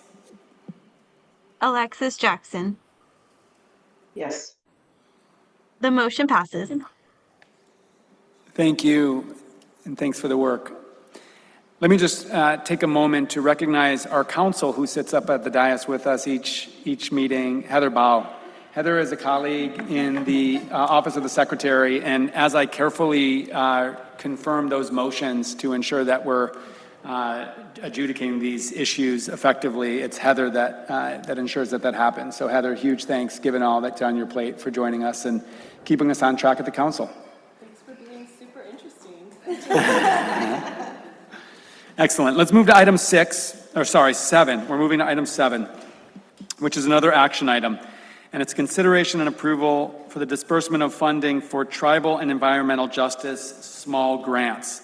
And this action speaks to important strategic plan objectives, including enhancing engagement with tribes and enhancing engagement with underserved and disproportionately impacted communities. And welcoming to the podium, once again, our colleague Maria Rodriguez, who serves as the Climate and Environmental Justice Program Manager. And joining her is Hallie Brown, the Biodiversity Sea Grant Fellow. Great, thank you. Good afternoon again. As Chair Crowfoot and Secretary Crowfoot just said, I'm joined by my colleague Hallie Brown, OPC's California Sea Grant Fellow, and also state partners from the California Coastal Commission. You'll hear shortly from Jessica Lee, coordinator of the WellTel Grants program from the California Coastal Commission. And today we are presenting an action item for your consideration, authorization of up to $2 million to the California Coastal Commission to fund tribal and environmental justice small grants through the 2025-2026 WellTel Competitive Grants Program. Next slide. This action advances OPC Strategic Plan Goal 2, focus on equity, and implements commitments made in OPC's equity plan and tribal engagement strategy, which identifies small grants as a way to expand access to state funding for environmental justice communities and California Native American tribes. In the equity plan, environmental justice communities are defined as underserved communities and those that have faced environmental and social inequities. By moving this action forward, OPC is building on council-supported priorities that deliver direct and meaningful community benefits across the state. Next slide. In 2023, OPC launched its first environmental justice small grants program in partnership with grantee Justice Outside. The pilot awarded $1 million to 24 community-led projects statewide. In total, the pilot received 99 applications requesting $4.6 million, nearly 4 times more than available funding. These projects advance conservation, youth and workforce development, and capacity for community-based organizations. That same year, OPC approved $1 million for tribal small grants, which was ultimately integrated into CNRA's Tribal Nature-Based Solutions Grant Program. While the program technically made small grants available, the awarded projects were at larger scales, supporting 2 $500,000 projects that advanced land return and stewardship on the California coast. Overall, the coast and ocean portion of that program drew 14 applications requesting over $50 million in funding. These experiences demonstrated both the impact and demand for small grants. They also highlighted an opportunity to strengthen and expand the model in partnership with the Coastal Commission's WellTel Grant Program. Next slide. The WellTel Grants Program has a 27-year track record delivering small grants statewide. Partnering with this program allows OPC to expand reach, build on a proven grant-making model, and dedicate funding for communities that have faced barriers to accessing coast and ocean opportunities. For the first time, the WellTel program will include a dedicated $1 million set aside for tribes, which Hallie will provide more detail about. This partnership leverages WellTel's long-standing community impact while advancing OPC's equity priorities. And with that overview, I'll now turn it over to Hallie to share more on the program details and design. Next slide. Good afternoon, council members and members of the public. I'm Hallie Brown, OPC's 2025 Biodiversity Sea Grant Fellow. I'm excited to share with you some of the details for the first WellTel cycle to be directly funded by OPC. Upon approval of this action item, up to $2 million will be dispersed to the WellTel Grants Program. Approximately half of these funds will be dedicated for California Native American tribes, which I will talk more about on the next slide. The other half of these funds will be allocated to a general funding pool to support all other eligible applicants. Types of projects this program supports include ocean and coastal education, community stewardship and cultural practices, climate resilience projects, workforce development, and more. Eligible applicants for the program include nonprofits, schools, community-based groups, and government entities. Projects will be awarded up to $50,000, with at least 1/4 of the general funding pool reserved for grants of $25,000 or less. Next slide, please. As mentioned, for the first time, WellTel will include a dedicated $1 million set aside for projects led by, in partnership with, and/or directly engaging California Native American tribes and tribal communities. Recognizing the impact of small grants programs, OPC is following through on our commitment to establish a tribal small grant program for projects that strengthen tribal stewardship, cultural practices, and access to the coast and ocean. These funds are intended to be available to a broad range of organizations that directly engage California Native American tribes and communities to maximize the benefits delivered directly to California Native American peoples. More details on eligibility and application requirements will be provided in the grant guidelines upon program launch. With that, I'll turn it over to Jessica from the Coastal Commission to share more on the Whale Tail program and highlight examples of grantee projects. Hello, and thank you, council members, for your consideration to augment the Whale Tail Grant Program. I'm Jessica Lee, and I'm the coordinator for the Whale Tail Grant Program. And Whale Tail grants further the missions of both OPC and the Coastal Commission by connecting people to the coast and its watersheds through education, stewardship, and outdoor experiences. The program is supported by sales of the Whale Tail license plate and donations to the Protect Our Coast and Oceans Fund listed on the California tax return. Over the last 27 years, the Whale Tail Grant has distributed $25.5 million to 1,074 projects across the state. Next slide, please. In the most recent competitive grant cycle, we awarded $1.7 million in grant funds to 53 projects with over 14,000 direct participants anticipated in 28 California counties, as well as one statewide and one NorCal region project. 8 projects focus on engaging tribal participants. So we're really excited about this opportunity with the tribal set-aside to expand that number in the upcoming grant round. Next slide, please. The majority of this year's grantees are nonprofits. As a small grant program, we work to be accessible and welcoming to a wide range of entities. Of the 44 nonprofit grantees, half of them have annual budgets of under $1 million. Next slide, please. So here are some examples of our current Whale Tail grantees. Sweetwater Spectrum is an independent living community for autistic adults. Over the summer, they engaged residents in a series of environmental learning experiences, including watershed art projects, cleanups, and coastal camping. Next slide, please. The Dry Creek Rancheria Band of Pomo Indians has hosted interpretive and stewardship events, film screenings, and youth programs to promote indigenous foods and food systems of Pomo communities. Youth learn to harvest, dry, and cook seaweed. Next slide, please. Los Courage Camps offered free summer surf camps with recreation, ocean education, and environmental stewardship. This quote from the founder, Giselle, really speaks to the goals of the Whale Tail Grant. We're really excited for this opportunity to partner with OPC. Thank you again for your consideration, and I'll pass it back to Hallie. To close, staff recommend that the council authorize the disbursement of up to $2 million to the California Coastal Commission to fund tribal and environmental justice small grants through the upcoming cycle of the Whale Tail Competitive Grants Program. If approved today, the program is anticipated to launch this fall 2025 with the release of grant guidelines and a call for applications. We will inform council of funded projects in June 2026, and all projects are anticipated to be completed by November 2028. This investment expands state support for community-driven initiatives, uplifting tribes and communities facing barriers to coastal and ocean access. Next slide, please. Thank you so much for your time and consideration, and we are happy to answer any questions you may have. Many thanks. Let's move to public comment. We'll take public comment first of anyone here at the Natural Resources Agency headquarters that wants to provide public comment in person. Looks like we have a few people coming to the podium.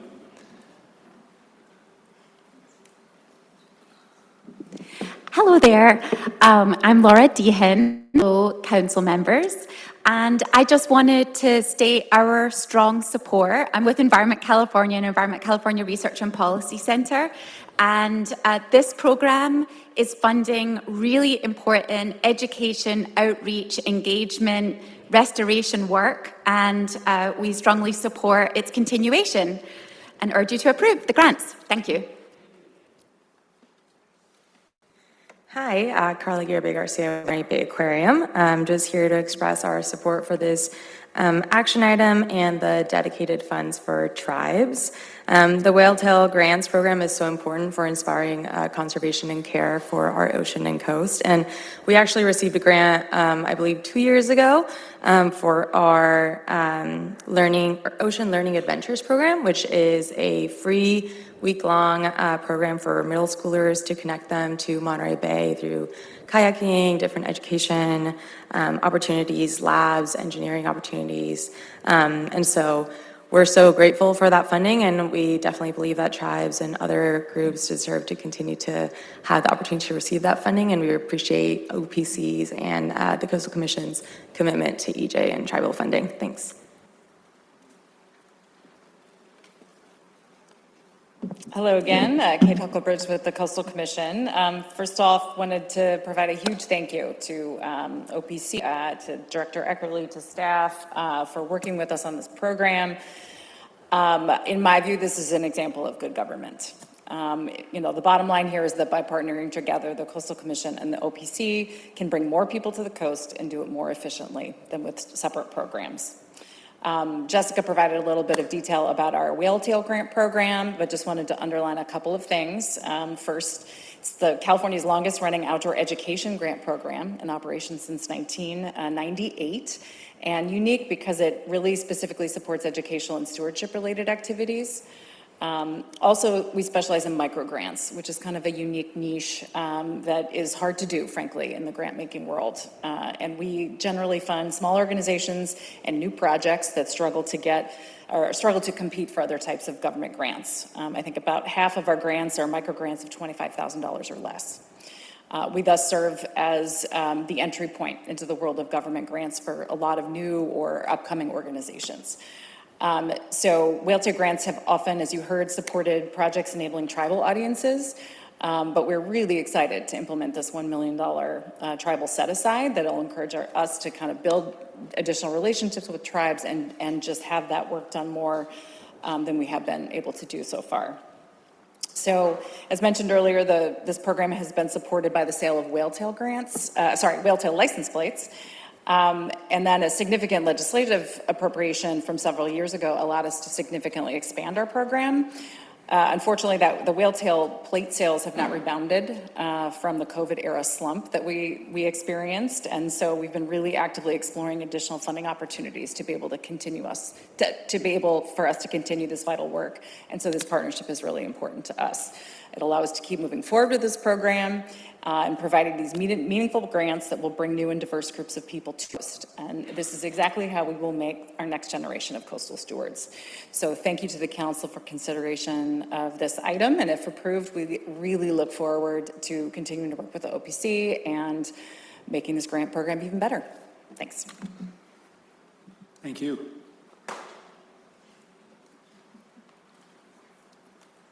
Hi, Jennifer Savage, Surfrider Foundation. There's a famous, we only protect what we love what we understand, and we only understand what we are taught. Providing funds to the Coastal Commission to fund EJ and tribal small grants helps ensure the protection of our coast and ocean for years to come. In the case of funding tribal nations, you also have an opportunity to acknowledge, strengthen, and rebuild the relationships with the coast that tribes have had since time immemorial.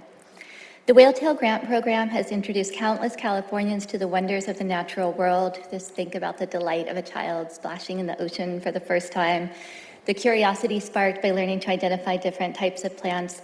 I know the difference between yellow sand verbena and goldenrod because my own children have taken whaletail-funded programs. And there's the bravery about getting in a kayak and learning about the birds and the plants that are surrounding you. At heart, the Whaletail program is about creating, life-affirming and sometimes even life-changing experiences that would not otherwise happen for people who are equally deserving of them. Surfrider Foundation enthusiastically urges you to approve the disbursements of these funds. Thank you. Thank you. Let's move to virtual public comment. We have Zoe Collins, followed by Julia Chen. Zoe, you have the floor. Thank you so much, and good afternoon, honorable council members, Secretary Crowfoot, and thank you so much for the chance to comment today. My name is Zoe Collins, and I'm on the Science and Policy team at Heal the Bay, which is an LA-based nonprofit organization focused on conserving our coastal waters and watersheds. Heal the Bay is in strong support of this disbursement. As a Whaletail grant recipient, our team's capacity for inland outreach has expanded very rapidly. These small grant programs are instrumental in ensuring that a wide breadth of community organizations are able to continue their grassroots programming, and we strongly believe in the value of promoting and uplifting tribal stewardship, environmental justice, equitable coastal access, and environmental education. In today's state of federal funding, this program is more important now than ever, and we're so grateful for the OPC's continued leadership in ensuring that tribal and environmental justice work remains a statewide priority. Thank you. Thank you. Next, we have Julia Chen, followed by Casey Olson. Julia, you have the floor.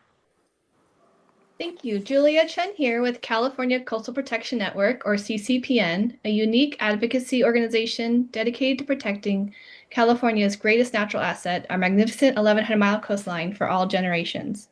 I'm here to express our support for Item 7 and for equitability in coastal access. I would like to thank both OPC and the Coastal Commission for making this program happen and the resulting noteworthy accomplishments. CCPN is enthusiastically supportive of the $2 million allocation to keep the program going and for continued successes, such as the summer camps for first-time beachgoers, salmon conservation, watershed education, reef check divers, and too many more to name here. To quote the former Coastal Commission Chair Cummings, the coast belongs to all of us, regardless of our race, zip code, age, orientation, or ability. Thank you for your time and consideration. Thank you. Next speaker is Casey Olson, followed by Richard Sadowski. Casey, you have the floor.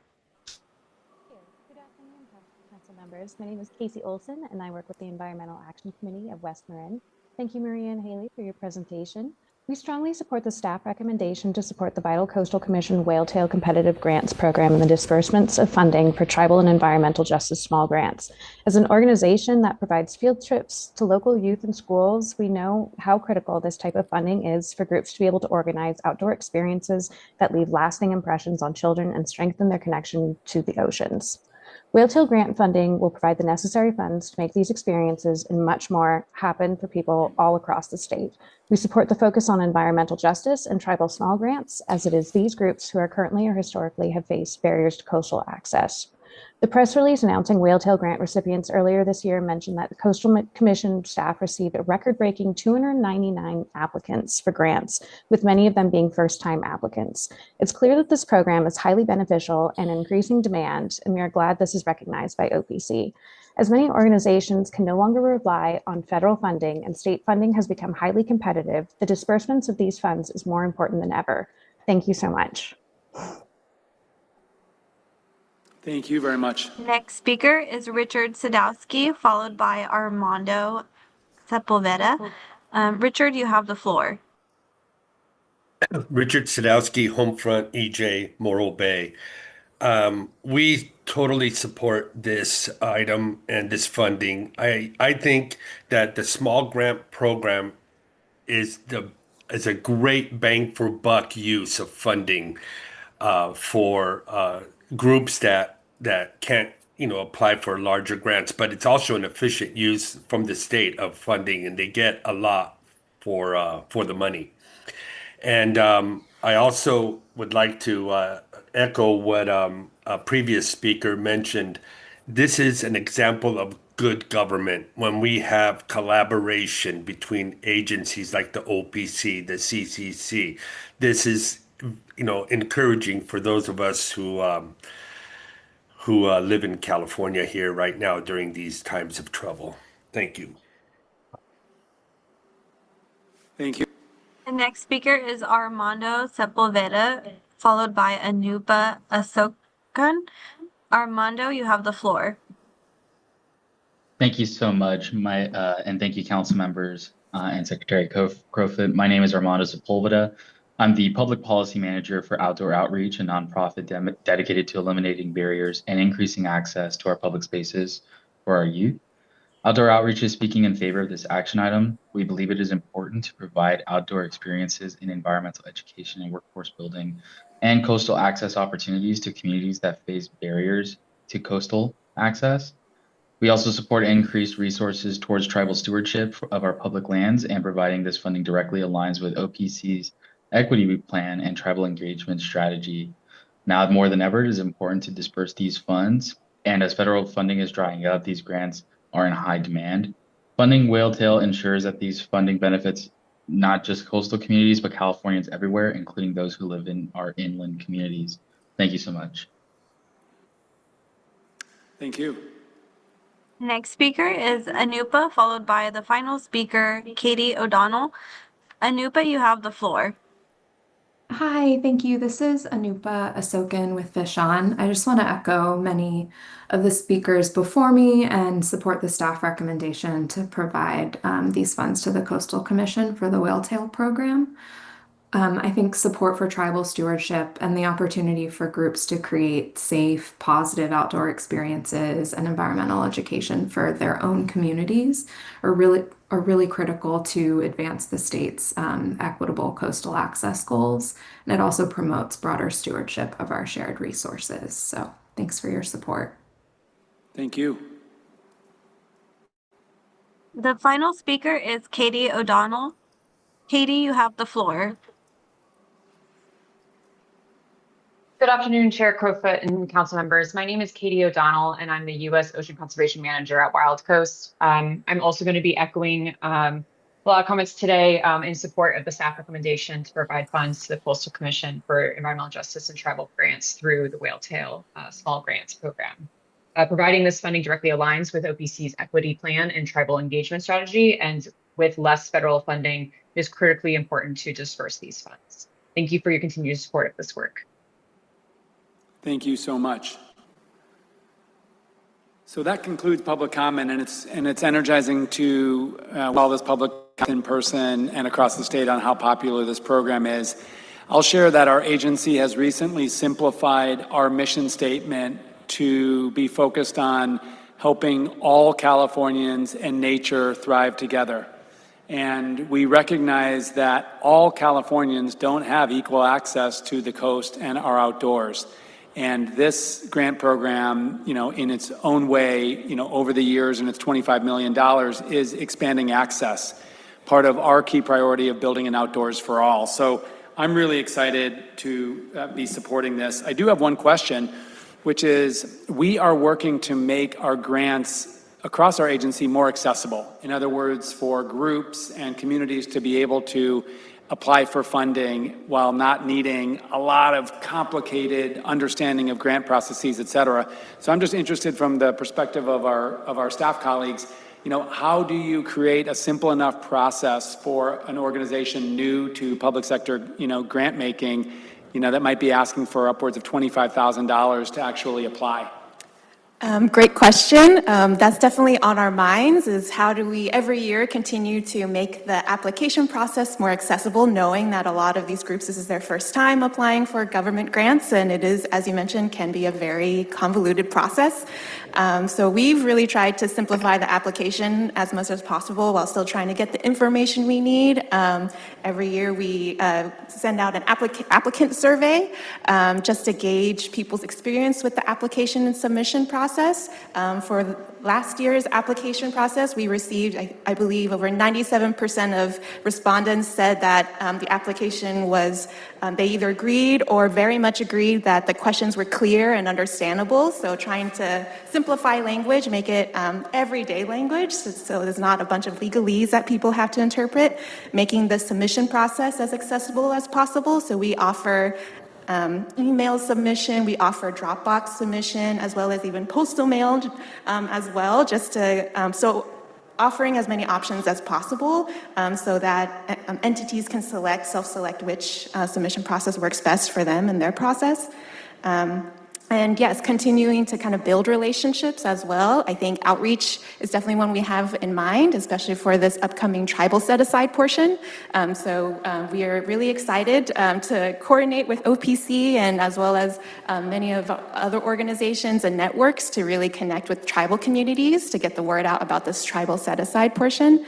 And yes, and through those connections and kind of relationships and conversations, trying to make not only the application process accessible, but the grant management process as accessible as possible.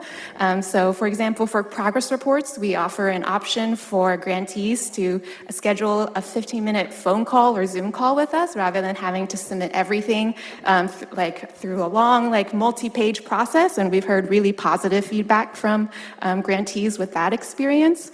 And always being available for email, phone calls at any time. All questions are good questions, especially for grantees who are navigating the government grant process for the first time. So we're really excited to continue trying to improve our processes and collaborating with OPC to make the Whaletail Grants program even better. Well, I'll say it's super impressive, and we may recruit you to present on your program. We're working both at OPC, but in our office, but across the agency to make our programs more accessible. And it's never been more important it's more important than ever because of Prop 4, and there's $10 billion coming forward. So we're trying to essentially make it clearer and easier to apply for this funding. So your program is a wonderful model that, again, we may recruit you to share more about. Awesome. Thank you so much. Yeah, thank you. Okay, are there any questions or comments of our council members? Seeing none, I would entertain a motion on this item.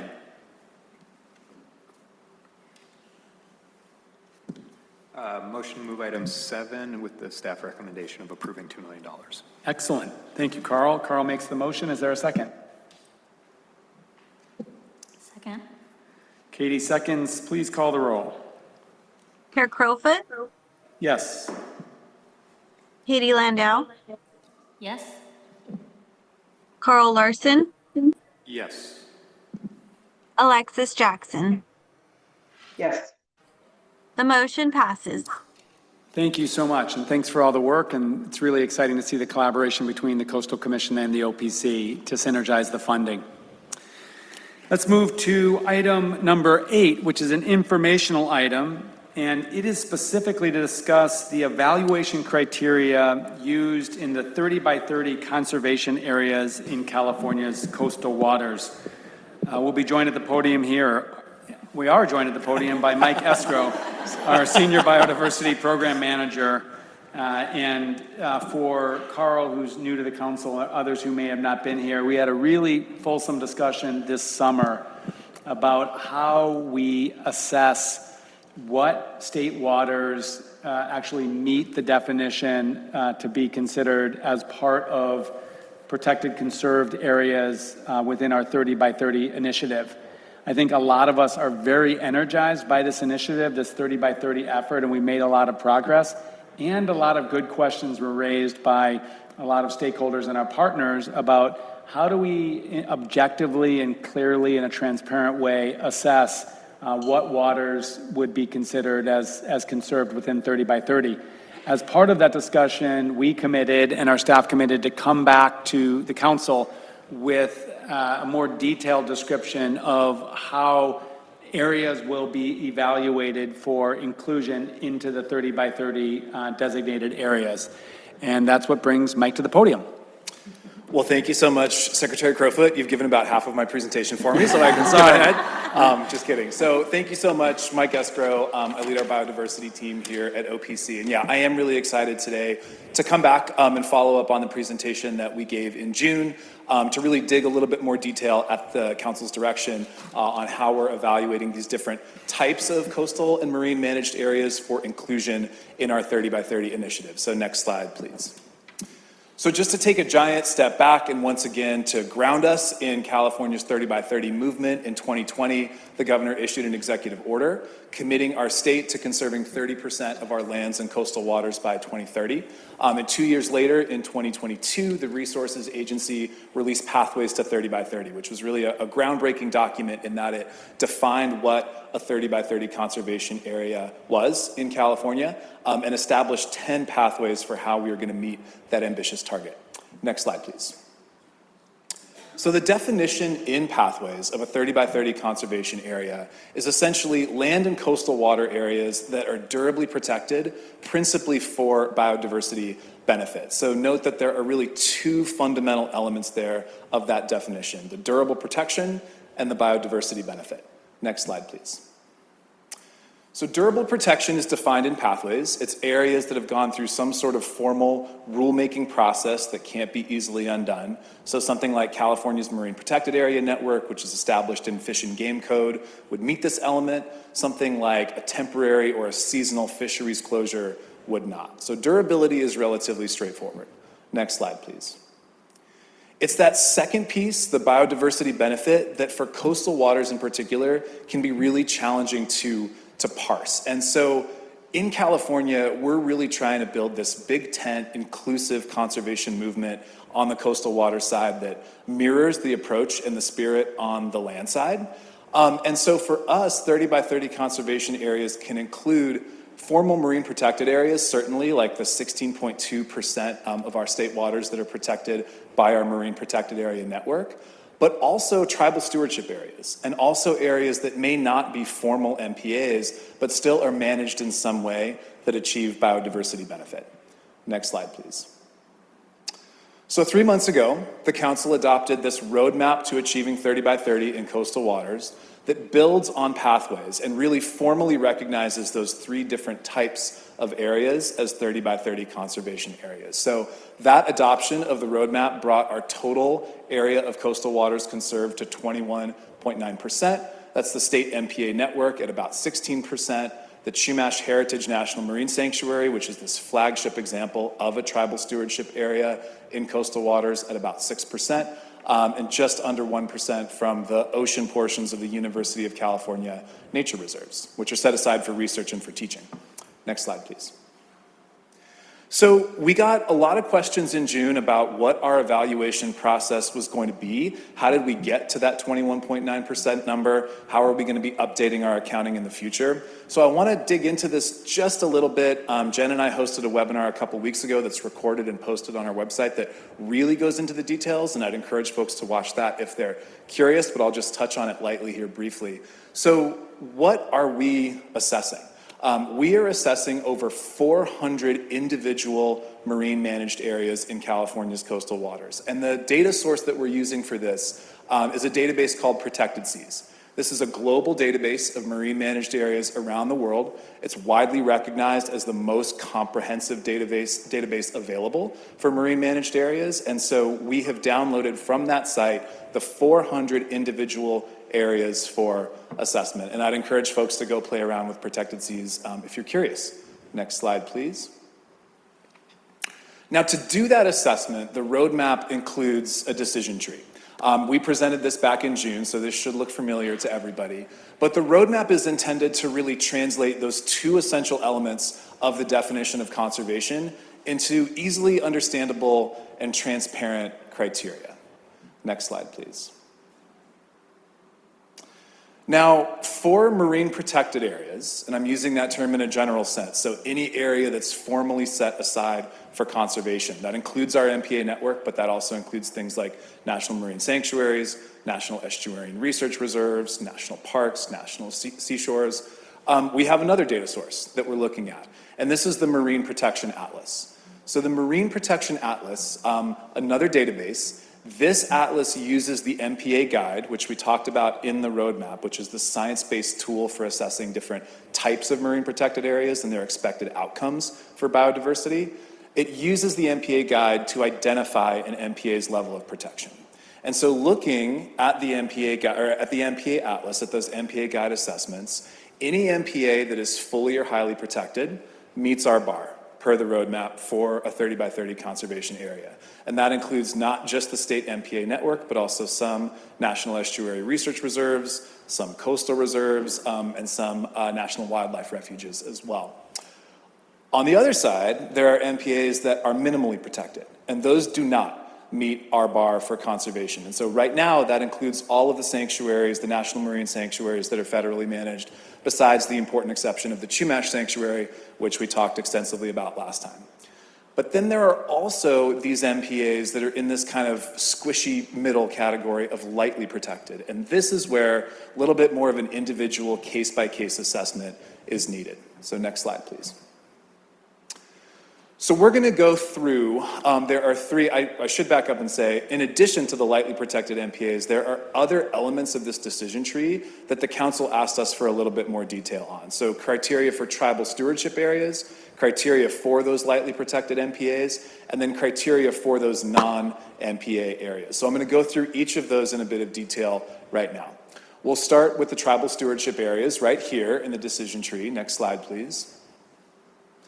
So for tribal stewardship areas, we said that we were going to qualify these types of areas if they are managed with tribes in ways that achieve significant biodiversity benefits. And to drill into that just a little bit more, what we're asking there is really, is there a formal co-management or co-governance or collaborative agreement for stewardship in place between tribes and the state of California?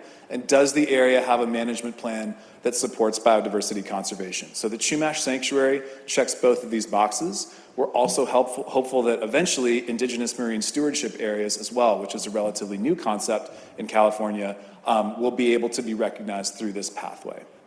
Next slide, please. So now we'll move on to those lightly protected MPAs. You can see right here as you work your way through the decision tree, really this lightly protected is where you need that more case-by-case assessment. Next slide, please. So for lightly protected areas, we're going to ask a couple of different questions. The first question is the MPA operational? Is it actually in force on the water? And does it have that management plan that supports biodiversity conservation? And second, we want to ask, is the MPA adequately protected from extractive or destructive activities that have the potential to negatively impact biodiversity in a way that basically makes it functionally equivalent to a fully or highly protected MPA? So we're maintaining that bar at fully and highly, but looking to see, okay, why is this MPA not qualifying? So next slide, please. Now to do that, we went back to the 7 factors that are in the MPA guide, okay? These are the 7 factors that sort you out as fully, highly, lightly, or minimally. And for each of these, we asked ourselves, okay, well, what does the functional equivalent of fully or highly protected look like for California, recognizing that California has a pretty unique and stringent environmental management context. I'll also say that we vetted these criteria with the lead authors of the MPA guide just to ensure consistency and that we were meeting the ambition of the MPA guide. And I'll just run through them quickly here. First of all, no mining, no oil and gas drilling, no dredging or dumping unless it's for restoration purposes like to reconnect a wetland to the ocean, for example. If there's any anchoring happening, it's low impact and small scale. And I'll say that 99% of the anchoring that's happening in California that's associated with normal boating, fishing, diving does have that minimal impact on biodiversity. So we're not really concerned about anchoring here. Any infrastructure is low impact and small scale. So for example, fixed moorings or channel markers, low impact. Any aquaculture that's happening is also low impact. So think small scale seaweed and shellfish aquaculture, for example. Fishing, only fishing activities that do not significantly negatively impact biodiversity are allowed. And that's going to be determined in close collaboration with the state managing agencies that actually manage the fisheries. So the Fish and Game Commission, the Department of Fish and Wildlife. And then for non-extractive uses like swimming, kayaking, wildlife viewing, diving, these activities that support equitable access, really in California, these also have minimal impact on biodiversity, so we're not really going to be concerned about non-extractive uses if that's what's dragging this lightly protected score down. So again, hopefully you're seeing this intent to uphold the level, the bar of conservation that's in the MPA guide, but also be realistic about what's happening in California. Next slide, please. And last, I'll talk about these non-MPA areas. So again, these are areas that are not formal marine protected areas. Think water quality protected areas, think fisheries management areas, things like that. Next slide, please. So these criteria are going to look very similar to what I just presented, and that's intentional. That's because we're trying to uphold the same level or bar of conservation across all of the different pathways in our decision tree. There is one important different question that we're asking about non-MPA areas, which is this area designed and is it managed to protect the entire ecosystem? So something like a water quality protected area, something like an area that protects habitat, but not something that's designed to only protect a single species or a single resource, for example. Then we would ask that same, so yeah, keep it there, thank you. Can you go back one slide, please? Then we would ask the same question about whether or not the MPA is actually operational, in force on the water, with a management plan that supports biodiversity. And then again, same question, is the MPA adequately protected from those extractive or destructive activities that can negatively impact biodiversity? Next slide, please. And it's the same 7 criteria, right? So again, trying to uphold that same bar for conservation here that we are on the lightly protected side. So basically, anything that's qualifying as a 30 by 30 conservation area is functionally equivalent, again, to a fully or highly protected MPA. Next slide, please. Okay, so we also got some questions about where we are in the evaluation process. What's already been evaluated? What have we looked at with these criteria? What still needs to be evaluated? Well, with the adoption of the roadmap, we were able to evaluate the things that are self-evident as you work your way through the decision tree. So that's all fully highly protected MPAs, all minimally protected MPAs. So we were able to qualify the fullies and the highlies. We were able to say minimalies, no, or at least not yet. And then we were able to do an initial review of the non-MPA areas, which is what resulted in the qualification of those UC reserves. Those really clearly did have a biodiversity benefit. But we still have some work to do. We still need to evaluate the lightly protected MPAs, and again, these are MPAs in the general sense, outside of the state network, so it includes about 8 areas total, national estuarine research reserves, a couple of wildlife refuges, 1 national seashore, and a national park. And then we need to do a more detailed assessment of the non-MPA areas. There are a lot more of those, but I think we will be able to make some good determinations about categories of those areas, and then maybe some site-by-site work if the categories are a little bit more challenging. Next slide, please. We also got questions about who's going to be doing that evaluation. So the evaluation is going to be conducted by us, by OPC staff, but it's going to be in collaboration and it's going to be transparent. So we're going to be working closely with managing agencies. I mentioned the Fish and Game Commission and the Department of Fish and Wildlife in particular for the fishing piece.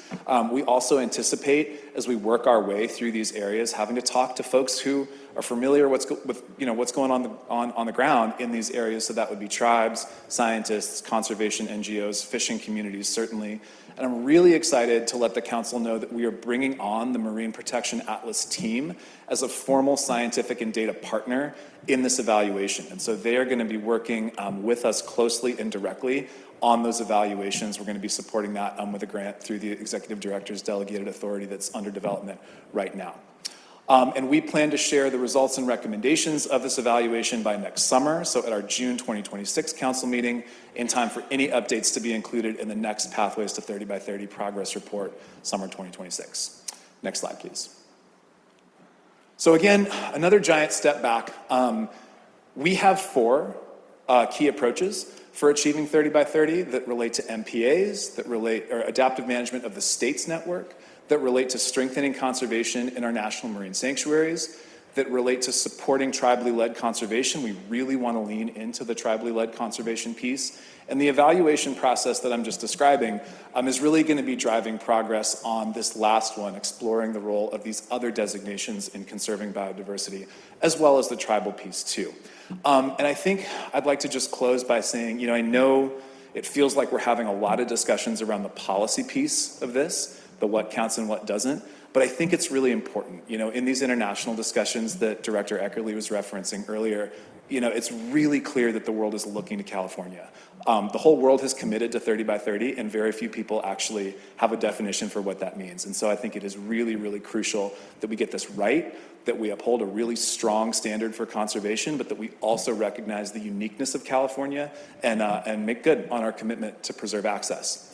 I'll also say that this evaluation and evaluating the existing conservation landscape in California is just one step in the right direction. So this whole process that we're discussing is also going to include the development of recommendations for how we strengthen protections and actually increase our acreage as we move closer to the target date of 2030.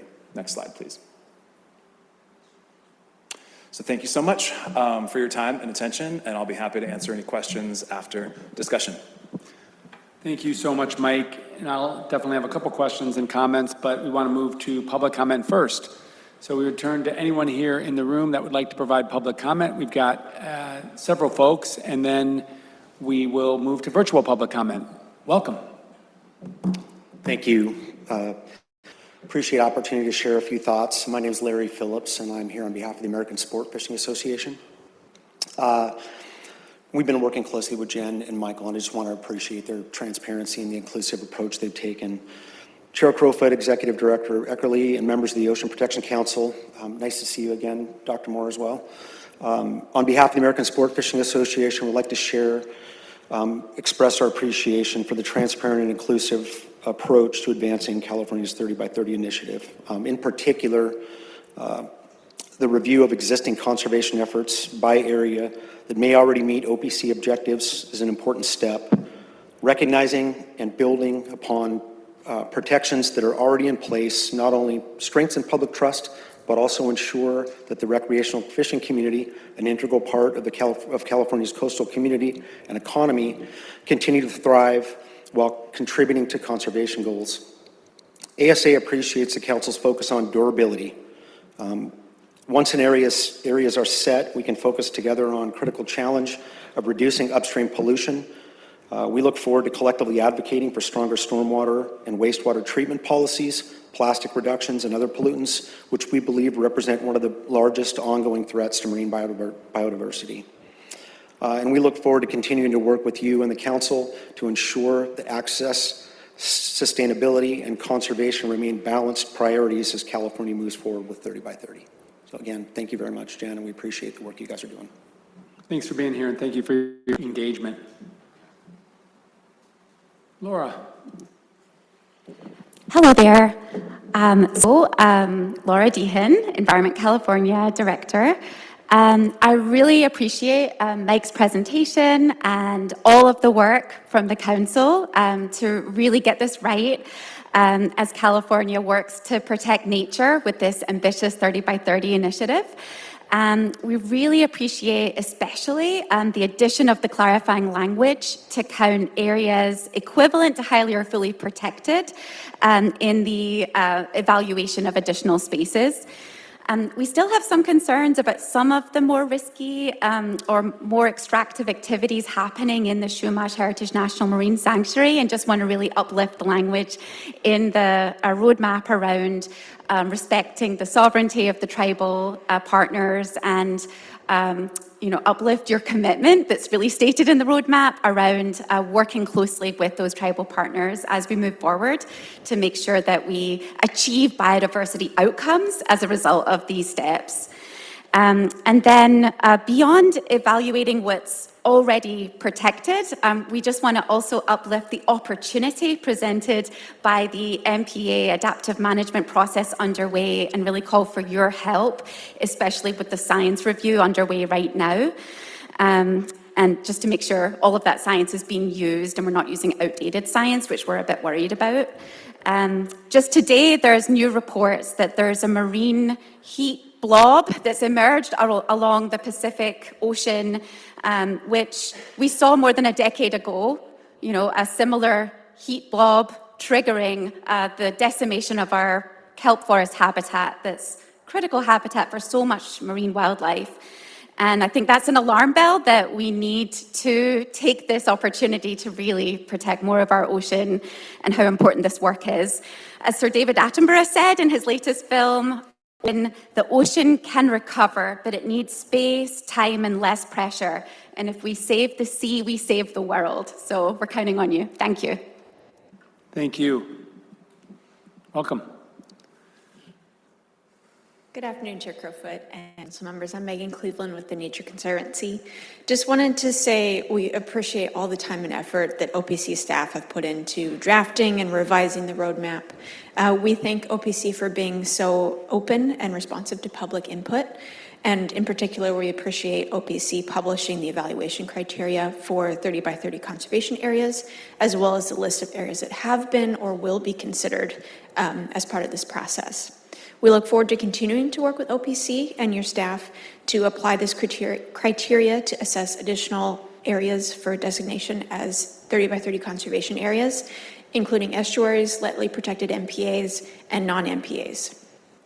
TNC also encourages OPC to continue to explore opportunities for strengthening biodiversity conservation in national marine sanctuaries, and in a way that would merit the reconsideration of these sanctuaries as part of the 30 by 30 process.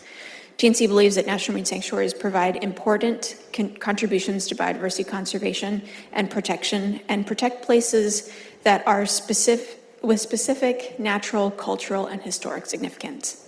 National marine sanctuaries provide unique opportunities to involve local communities, including co-management.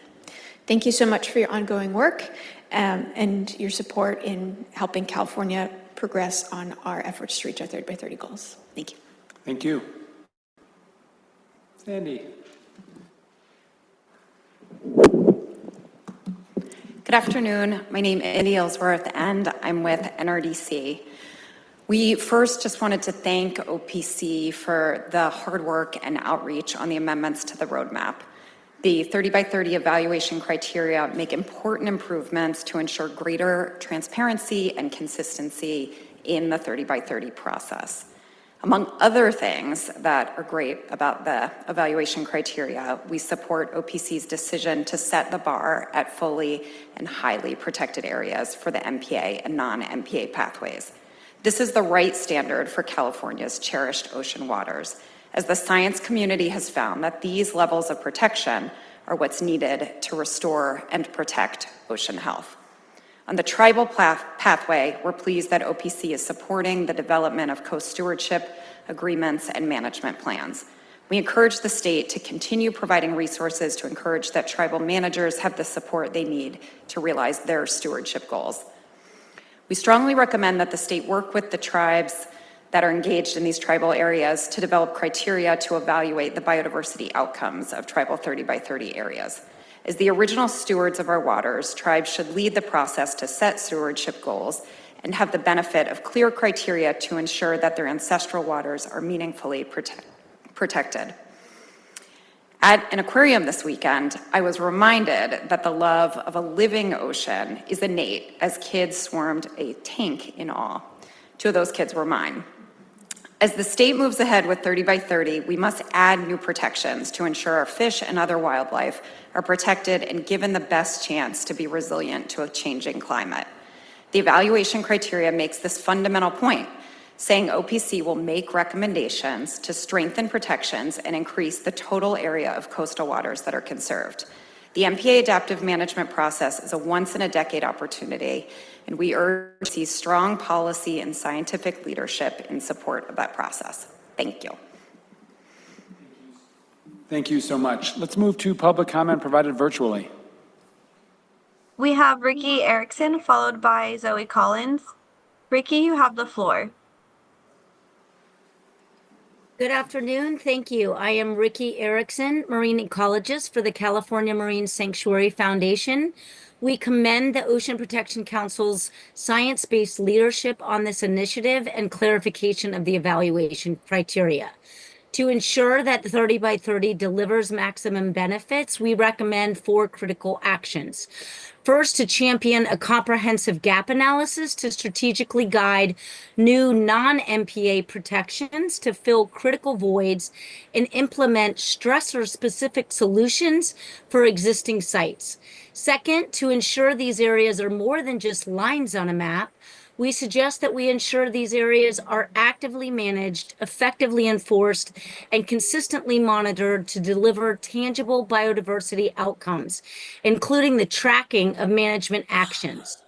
Third, to conduct a rigorous climate vulnerability assessment to identify at-risk existing protected areas, enabling proactive management and guiding new conservation measures towards sites that are climate resilient. And fourth, focus on filling these gaps with high-quality protections, which would mean new designations and improving existing areas by addressing specific threats like restricting damaging bottom contact gear in sensitive habitats. By taking these steps, we're convinced that OPC can assure that not only do we hit the 30% target, but secure a legacy of a healthy, resilient ocean. We want to thank you and your staff so much for your commitment to protecting California's ocean. Thank you so much. Thank you. Next speaker is Zoe Collins, followed by Casey Olson. Zoe, you have the floor. Great. Thank you so much, and good afternoon again. My name is Zoe Collins. I'm on the Science and Policy team at Heal the Bay. Our organization is really excited about OPC's 30 by 30 initiative and its continued progress. We'd like to begin by sharing our support for your commitment to utilizing the best available science, as well as your commitment to prioritizing areas that are highly and fully protected or durably conserved. I also want to thank the OPC time for taking the time to host a webinar this summer to answer stakeholder questions and for all of your transparency and collaboration through this process. As global leaders in marine conservation, we believe that your care and expertise in this matter sets a worldwide precedent, so thank you very much. One recommendation that Heal the Bay has in finalizing these evaluation metrics is a specific system for reevaluating conservation areas. We all know that marine resource management is not static, and as evidenced by Fish and Game Commission's petition process, regulations are subject to change and are designed through legislature to be adaptively managed. As such, we recommend that OPC's 30 by 30 initiative include language regarding a revocation protocol that would consider the changing state of ocean science and policy to ensure that all areas designated as 30 by 30 conservation areas remain durably conserved. This provision would strengthen the 30 by 30 initiative's rigor and establish itself as a long-term conservation tool for our coastal ecosystems. This look-back provision doesn't need to be an iteration of the Fish and Game Commission's NPA adaptive management or be nearly as labor-intensive, but we believe that there should be a system in place that allows for designation to be rolled back should protections be lessened. The current plan for OPC to report back on the manifestation of the management plan within 6 to 12 months helps to address this concern, but we believe that it could be elaborated on to clearly specify a process to address areas that no longer meet 30 by 30 criteria. Thank you so much for your consideration and leadership. Thank you. Thank you. Next speaker is Casey Olson, followed by Chris Voss. Casey, you have the floor. Hi, thank you so much. Good afternoon. My name is Casey Olson with the Environmental Action Committee of West Marin. Thank you for the presentation, Mr. Esgro, and for your effort what viewers and other OPC staff have put into this. First, we would like to thank you for your commitment to adding equity language to the roadmap and for setting a high standard and acknowledging that fully and highly protected areas provide the most benefits for resilience and biodiversity. We support OPC's commitment to using the best available science to determine the level of protection and evaluate lightly protected areas for biodiversity benefits. We caution OPC against including lightly protected areas like essential fish habitat and voluntary vessel speed reduction areas that do not provide much, if any, conservation or biodiversity benefits. We also urge OPC to consider adding new protections to our coastal waters, whether that be pushing for lightly protected areas to become highly or fully protected, or adding and expanding 30 by 30 areas. To that point, we urge OPC to advise the Department of Fish and Wildlife's decision-making for its MPA petition evaluation process. This adaptive management process has the potential to both increase and decrease the amount of protected waters in California and should be informed by the best available science. We acknowledge the monumental task of implementing the roadmap, especially with 2026 fast approaching. However, with climate change and other stressors impacting our shared oceans, the 30 by 30 process is an opportunity to conserve coastal biodiversity while it still exists. We hope every effort is made to do so. Finally, we echo our partners in urging the state to provide resources to tribally managed MPAs to ensure tribes have enough support to achieve their goals in those areas. Your investment in this initiative is critical to the future of California's oceans. We will continue engaging with the roadmap process and support a robust public process. Thank you. Thank you. Next speaker is Chris Voss, followed by Jack Likens. Chris, you have the floor. Good afternoon, commissioners. My name is Chair Crowfoot in particular, and the other commissioners, Jenn Eckerle, Executive Director. My name is Chris Voss, Commercial Fisherman of Santa Barbara. I'd like to start by congratulating the council on gathering all the essential information to understand the complexity of the management and the network of restrictions and controls that exist in the ocean, especially around our activities as commercial fishermen. And so far, there hasn't been an effort to really incorporate the MLMA, the Marine Life Management Act, and what's required within its process that actually protects biodiversity, ecosystems, and habitats. And so I think there's a general sense that the area between MPAs isn't durably regulated. And I'd like to try to dispel that because, in fact, that space is highly regulated. And I see that the Ocean Protection Council in their efforts is trying to gather all the details of how that space is actually being durably regulated in ways that protect biodiversity and ecosystem function. And with that, we can then make, informed decisions about what needs to be closed. And I want to flip the idea too on its head that the network that we have, the highly protected areas, they contribute to the robust opportunities of fishing opportunities between MPAs, and they protect biodiversity in a general sense because there's spawning potential that exists in those spaces that contributes to robust populations outside of those spaces. This often gets overlooked and is lost, but it's an important consideration, and I hope that gets incorporated into the conversation. Thank you. Thank you very much for your engagement and those comments.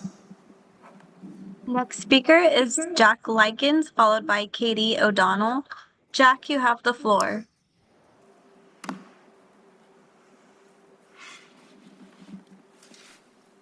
Jack, you are on mute.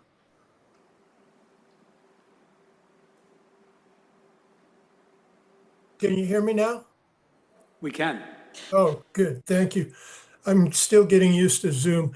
My name is Jack Likens, and I don't represent any particular interest group, but I am a person who enjoys diving in the ocean. I've been doing it on the California coast for more than 60 years, not only in California, but other places around the world. And my general observation is, if I may, that the ecosystems are continuing to, and the biodiversity are continuing to decline despite all of our efforts on the MPAs.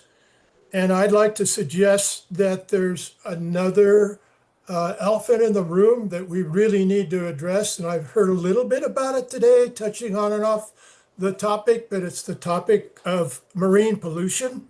It's coming now in more forms than we ever realized, not only agricultural runoff, urban development, but now we see microplastics and how they're getting into the food chains. We really need to take the time and spend the money and our limited resources now with all the budget cuts to address the elephant of marine pollution. And I've already begun to work with the Department of Fish and Wildlife and the Fish and Game Commission, asking them to sort of lead the charge in forming an interagency task force that include both the terrestrial side as well as the marine side, so that we can address the issues that are, for the most part, pollution being caused on the terrestrial side and feeding into the ocean on the marine side and affecting the biodiversity and the long-term health. Thank you for your time. Thank you very much. And may we all have 60 years of ocean recreation. That's incredible. Next speaker is Katie O'Donnell, followed by Anupa Asokan. Katie, you have the floor. Good afternoon once again, Chair Crowfoot and council members. Hello again. This is Katie O'Donnell at Wild Coast. Thank you again for the opportunity to comment on this. And I also want to thank OPC for their outreach and all their work on this and working with stakeholders to make amendments like adding language about equity. OPC is setting a high standard that highlights the effectiveness of fully and highly protected areas that yield biodiversity and resilience benefits. And California is leading the way through this initiative and working with scientists like those at MCI to thoroughly evaluate lightly protected areas using the best available science. The assessment of impact of an activity within these areas during those evaluations will be a critical component to ensure that we continue to set a high standard. Really appreciate all of your work. Thank you for continuing to commit to improving our waters and supporting best available science. We look forward to continuing this work with you all. Thank you. Thank you. Next speaker is Anupa, followed by Donna Myers. Anupa, you have the floor. Hi, thank you. This is Anupa Asokan again with Fish On. I first really want to thank the OPC staff for their partnership in strengthening the language on equity and equitable access to the coast. Especially on the heels of the last agenda item, I think it's important to note that biodiversity protection and the ability to connect with ocean areas that are healthy and thriving is a core component of equitable access. I see 30 by 30 as a really important opportunity for the communities that have been left out of decision making around ocean management to protect areas that mean something to them. There are a lot of really strong components here, like highly and fully for the level of protection, use of leading science like the MPA guide and other well-vetted tools. My concern is that as a stakeholder looking to advance protection under 30 by 30, it feels a little bit like we're only evaluating things that already exist. And I'd really like to better understand how we can work with OPC to enhance biodiversity protection. The phrase, fishing that does not significantly impact biodiversity feels really open to interpretation, especially after the dialogue we had at the last meeting related to trawling areas. And with respect to fishing, fishery management only accounts for fewer than 1% of species. We need mechanisms for biodiversity protection broadly, and opportunities, specifically to fishing, I think opportunities to benefit the subsistence and shore-based fishing communities that are regularly left out of ocean management. I look forward to more updates as areas are evaluated and hope for continued partnership with agency staff to make sure this initiative can benefit the communities that are left behind. So, thanks. Thank you. Next speaker is Donna Myers, followed by Callie Leapart. Donna, you have the floor. Good afternoon, Chair Crowfoot and members of the council. My name is Donna Myers. I'm with the Save the Waves Coalition, which is a California-based organization that actually does work on surf protection and world surfing reserves globally. Thank you for your work on the 30 by 30 program. We continue to be impressed with all the information your staff is making available publicly, and the transparency and the engagement that continues with all of us who care about the ocean. I also want to just say a special thanks to the council for funding a very important study that we just released recently in the past 2 weeks that really looked at the climate vulnerability of California's natural surfing capital. And we look forward to hopefully presenting that to your council at some point in time. But we also want to appreciate the call out on that study in your most recent newsletter that went out last week. We've been engaging on the 30 by 30 effort because we believe that surfing is durably protected through the California Coastal Act because it is a unique recreational resource. But we know that a surf spot can be destroyed by a very quick decision on a pile of riprap or some kind of repair or the change in the seep floor for some type of activities. So we have been partnering with a lot of the knowledgeable MPA folks to really understand how we bring forward the biodiversity aspects that really are captured in our surf spots in California. And we are very excited about the non-MPA a methodology that's being examined. And we intend to hopefully put together a set of biodiversity values that can be calculated adjacent to the state's surf spots. So we look forward to working with your staff. And again, thank you for your support. Thank you. Next speaker is Callie Leapart, followed by Devin O'Day. Callie, you have the floor. Good afternoon, everyone. My name is Callie, and I am here today on behalf of the Northern Chumash Tribal Council and Chairwoman Violet Walker.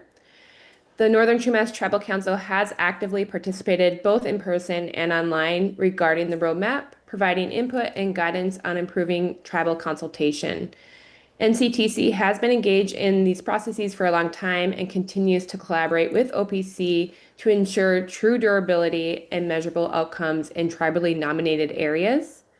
The new OPC roadmap does make major improvements, and one thing that would make it even stronger is outlining how the biodiversity outcomes of tribal marine stewardship areas will be evaluated and what specific criteria will be used to measure these outcomes. In contrast, the MPA and non-MPA pathways rely on the MPA guide to assess biodiversity protection. We strongly recommend that OPC work directly with tribes to co-develop clear, transparent, and science-informed evaluation criteria with both Western and traditional ecological knowledge for these tribal marine stewardship areas.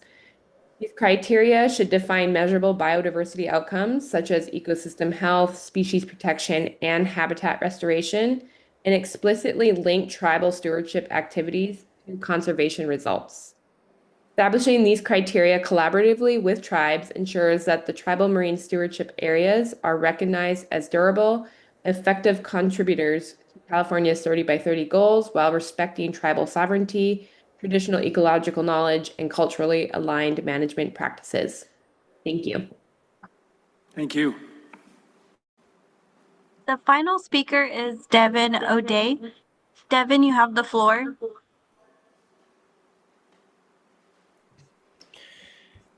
Thank you, Secretary Crowfoot, Executive Director Eckerle, and OPC staff, just for everyone's work to advance conservation of our coastal waters. My name is Devin O'D. I'm the Western Policy and Conservation Manager for Backcountry Hunters and Anglers.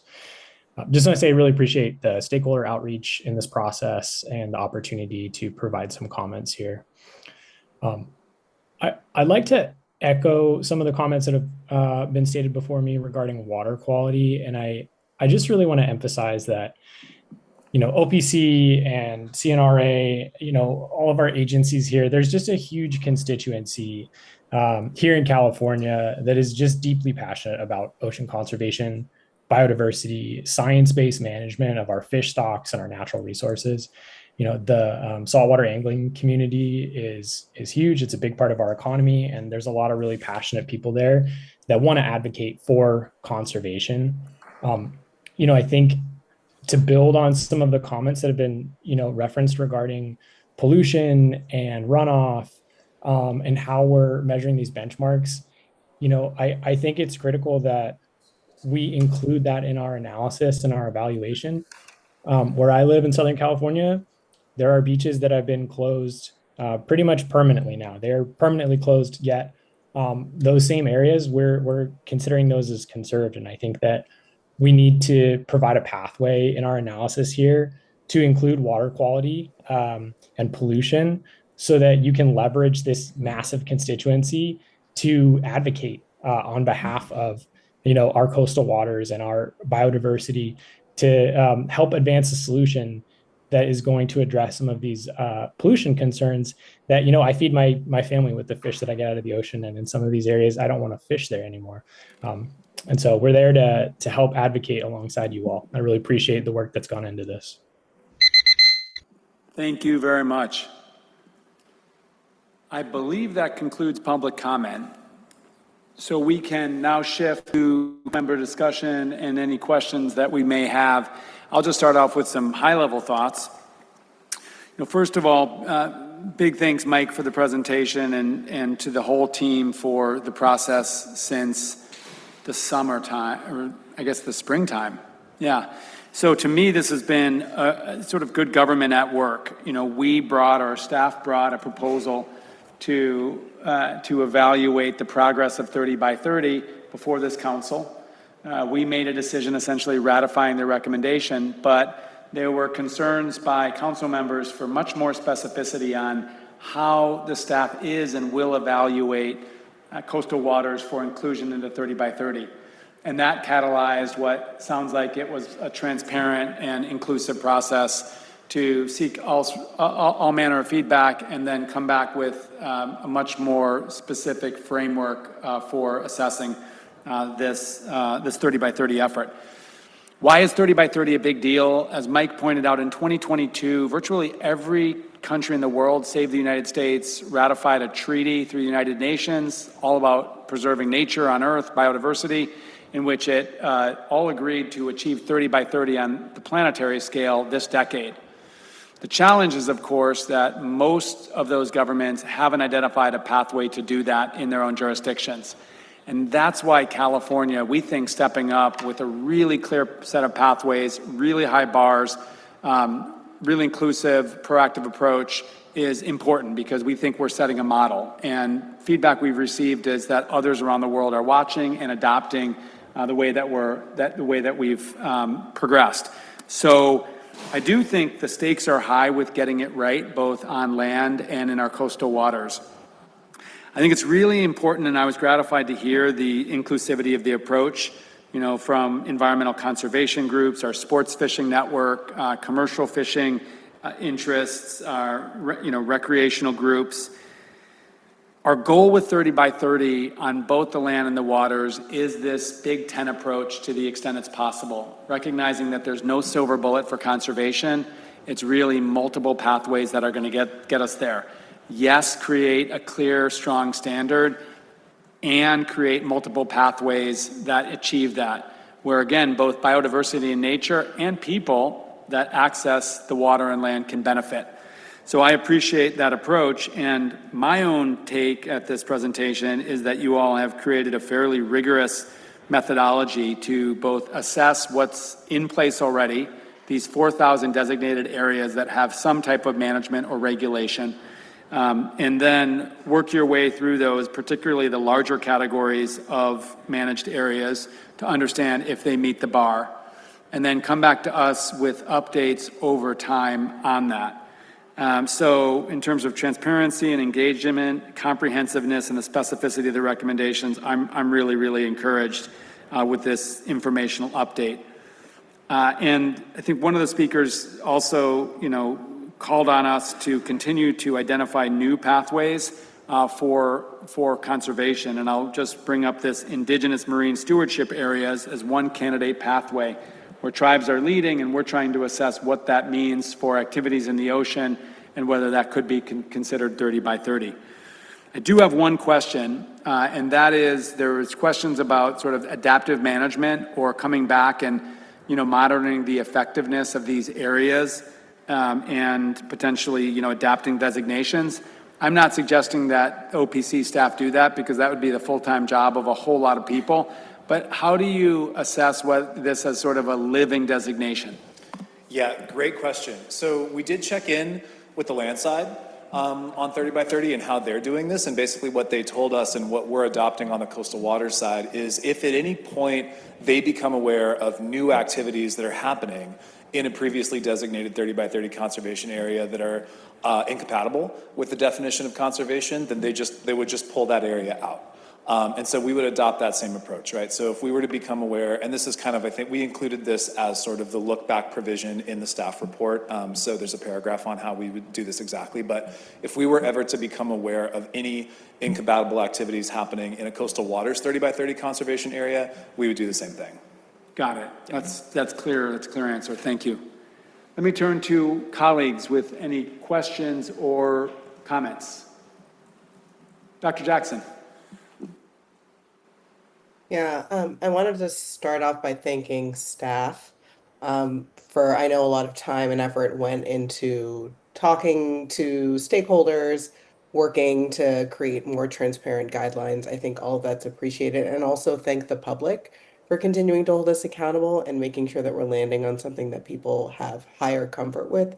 It sounds like we're reaching a better space of comfort on this, but I do think that the look back and the flexibility to reevaluate when conditions have changed is a critical part of this. So I'm glad that that conversation that we had at the last meeting, which was challenging, but I think very productive, has carried over as a sentiment that we would carry forward. And it's really helpful to hear, Mike, that on the land side, they're considering a similar temperament. So that gives me some added level of comfort on this issue. Thank you very much for that. Yes, Catherine. Thank you. Just kudos to the OPC staff for really putting all the effort in under the leadership of Director Eckerle and certainly Secretary Crowfoot. So much progress since the initial discussion at the prior meeting. I would just voice a hope that as we move forward, that really, and I think many of the speakers alluded to it, and certainly adaptive management is dependent on it, that there is as explicit criteria about the frequency and type of monitoring that will be conducted to support the evaluation and support the designations, acknowledging that that can be very complicated, specifically with respect to resources, but really fundamental to really, focused on that definition of durable protection. But again, just really enjoyed the discussion and all the comments made by the speakers and the comments by Secretary Crowfoot and certainly Councilmember Jackson.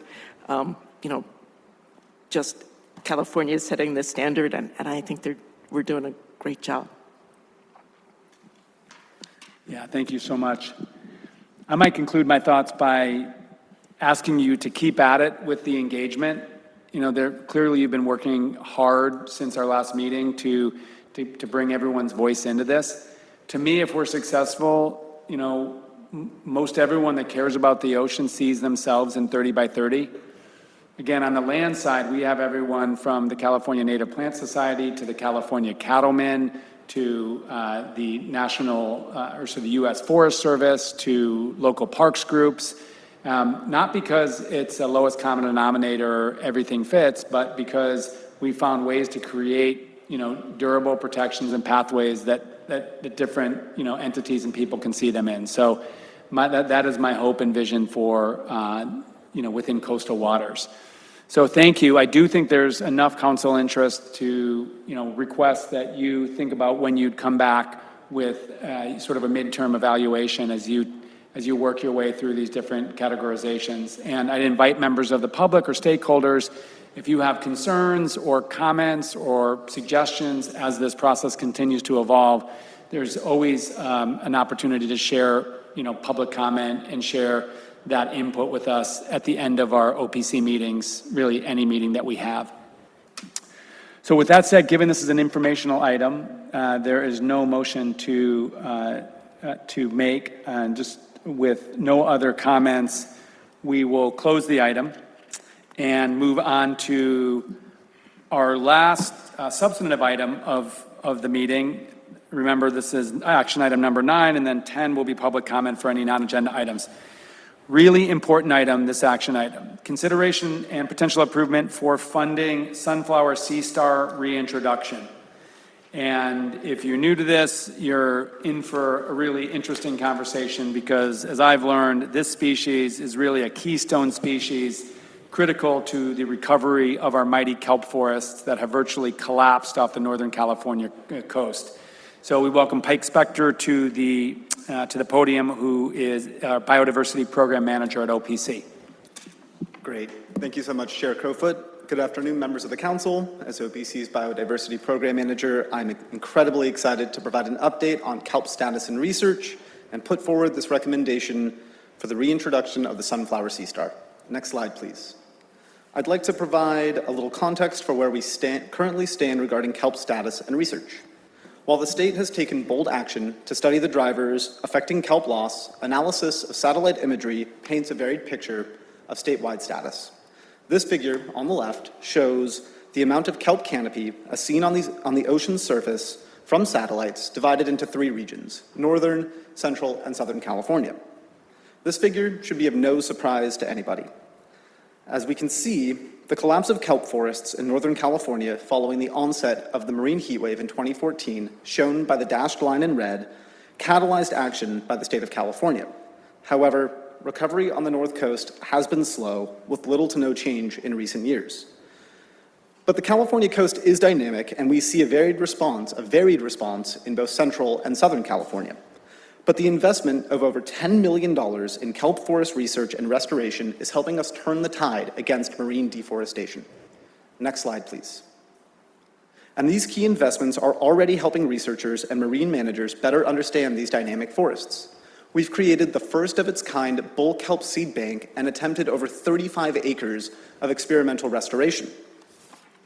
These images on the left are just a few highlights from these recent investments, specifically from the collaborative Accelerating Kelp Research Program. At the top, we're seeing a drone overflight image of experimental kelp outplanting in Mendocino. In the middle, we see a sneak preview of a novel modeling tool that forecasts ocean conditions and will help optimize our efforts to restore kelp forests. And results from the experiment on the bottom will shed light on the degree to which kelps can tolerate changes in sea surface temperature. Results from these efforts will guide future actions as the Department of Fish and Wildlife drafts the kelp restoration and management plan. Next slide, please. But just as kelp forests are dynamic ecosystems, rocky reef habitats in California have likewise been affected by anthropogenic disturbances, climate change, and major ecologic shifts. I'm here today to recommend action to address the unprecedented loss of a major keystone predator on California's rocky reefs, the sunflower sea star. This once common species could be found from intertidal rock pools down to deep reefs from Baja California across the Aleutian archipelago. But the onset of sea star wasting disease in 2013 hit the sunflower sea star with such ferocity that they became virtually extinct in California in just a matter of years. An estimated 6 billion sunflower sea stars vanished from the Northeast Pacific, an estimated 95% of their global population. This unimaginable loss, as seen by the inset image, has had profound effects on nearshore ecosystems. Next slide, please. But a recent breaking publication has identified the cause of sea star wasting disease as the bacterium Vibrio pectinacida, paving the way for novel research to help this species on the brink.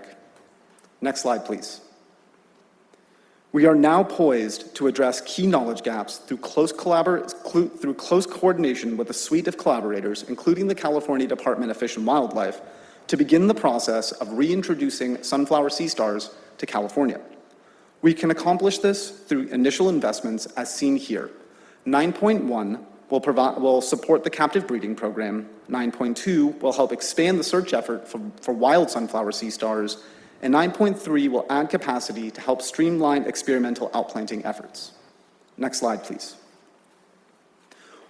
While the recent identification of Vibrio as the cause of the wasting disease is a turning point for sunflower sea stars, research in husbandry has already been underway to begin the process of recovering the species. Exemplary collaboration in the husbandry and aquarium sectors has yielded preliminary results, including the successful rearing of captive-bred sunflower sea stars last year, which is building momentum for next steps in experimentation. We are now at an inflection point and can begin to address knowledge gaps. The disbursement of funds to support advancements in the captive breeding program will ensure a high degree of genetic diversity in future captive populations, the preparation of individuals for potential outplanting experiments, and a robust analysis of disease resilience so that future generations of sunflower sea stars may be able to better resist infection. Next slide, please.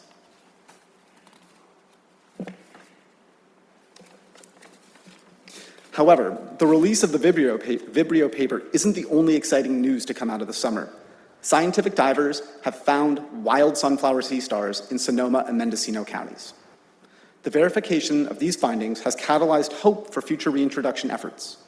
As the state works with partners to shape the captive breeding program, questions have arisen about the direction of future outplanting experiments. Disbursement of funds will support range-wide sampling for the presence of Vibrio in seawater and in wild-found stars, the use of eDNA, community science, and diver observations to locate more wild sunflower sea stars, the design, development, and implementation of trial outplanting experiments, and additional capacity at CDFW's Shellfish Health Lab to perform the necessary checks on captive bred sunflower sea stars so they can be used in outplanting experiments. Next slide, please. Staff recommend the disbursement of up to $630,014 to support the initial phases of reintroduction for the sunflower sea star. The Nature Conservancy will conduct disease sampling, genetic diversity sampling, and outplanting experiments. The California Academy of Sciences will support community science efforts to identify wild sunflower sea stars, assist with scuba surveys, help conduct disease sampling, and, if possible, induce spawning for wild-found sunflower sea stars so their gametes can be used in the captive breeding program. And finally, CDFW will hire a research scientist to help support additional pathology capacity. Next slide, please. Thank you for your consideration. I look forward to answering any questions. Thank you very much, Pike. Before we entertain questions and comments from the council, let's take public comment and welcome anyone here in the room to join us at the podium. Dr. Johnson. Hi, everyone. Good afternoon, Secretary, Director Eckerle, Council, and staff. My name is Dr. Rebecca Johnson, and I'm the Director of the Center for Biodiversity and Community Science at the California Academy of Sciences. And I'm here to support this action item, and I'm representing all the folks at the Cal Academy leveraging our expertise to help sunflower stars. This includes research scientist Dr. Elora Lopez-Nandem and our Steinhardt Aquarium larval rearing team led by Kylie Lev, and then my community science team as well. The projects proposed in this item will address knowledge gaps in breeding and disease research and expand field surveys for wild sunflower stars, all of which are necessary components on the path to reintroduction for this species. As members of the Pycnopodia Recovery Working Group and the Pacific Coast Ocean Restoration Initiative, the Nature Conservancy, the Cal Academy, and CDFW have been making strides in sunflower star research, husbandry, and community engagement. And this funding will allow these teams to broaden the scope of our current efforts, increase our understanding of the presence and distribution of wild sunflower stars, and engage Californians in this work. Specifically, our Cal Academy team will be able to expand our solstice sea star search efforts. This community science campaign provides a way for members of the public to do something for the species and the places that they love. This funding will allow us to add eDNA to the toolkit in that search.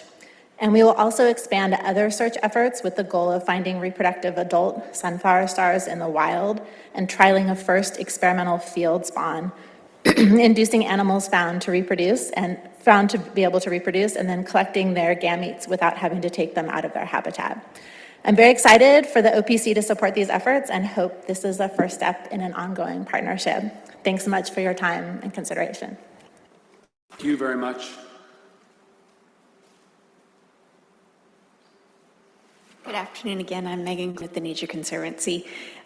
Just wanted to follow up with our partner and say we're very appreciative of OPC for providing this $270,000 to support the captive breeding program, disease sampling, and experimental outplanting of sunflower sea stars.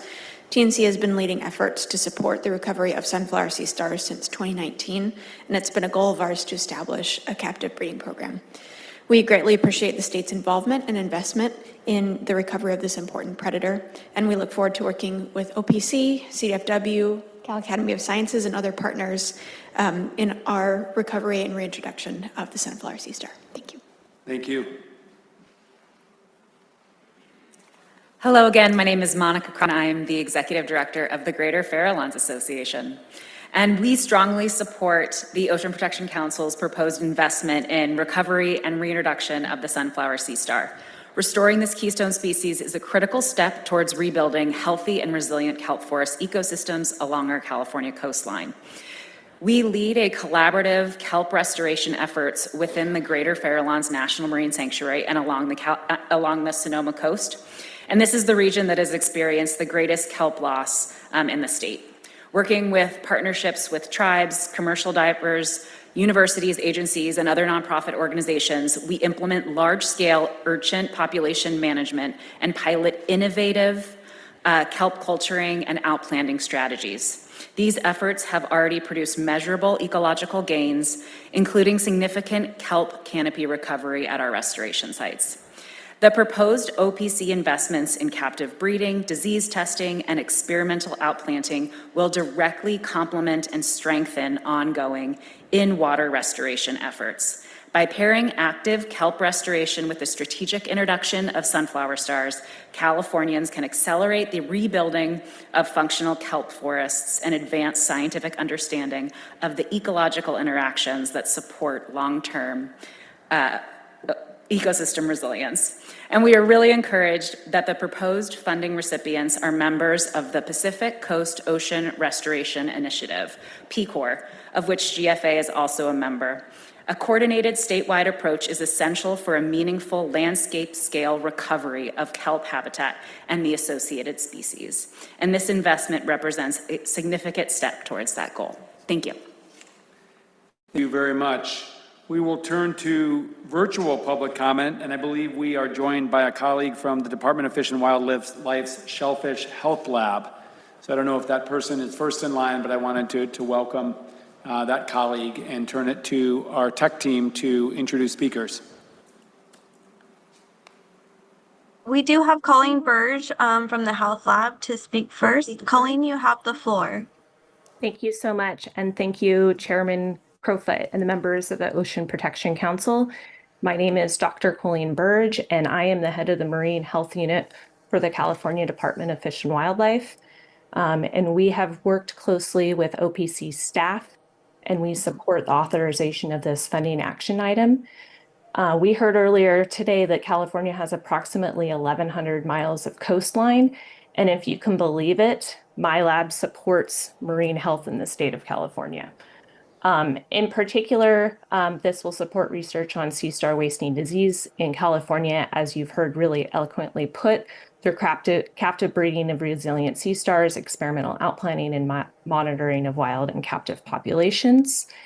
And in particular, these action items will really support our ability as a department to make more informed and risk-averse approaches to future outplants. And in my particular case, in my part of the process, it will provide the tools and capacity to make informed health decisions. So every outplant into waters of the state of California, in case you are not aware, have to go through this process. I actually worked on the original sea star wasting disease outbreak, and I'm very excited to see the support for this project and our continued ability to be able to support this research. So thank you very much.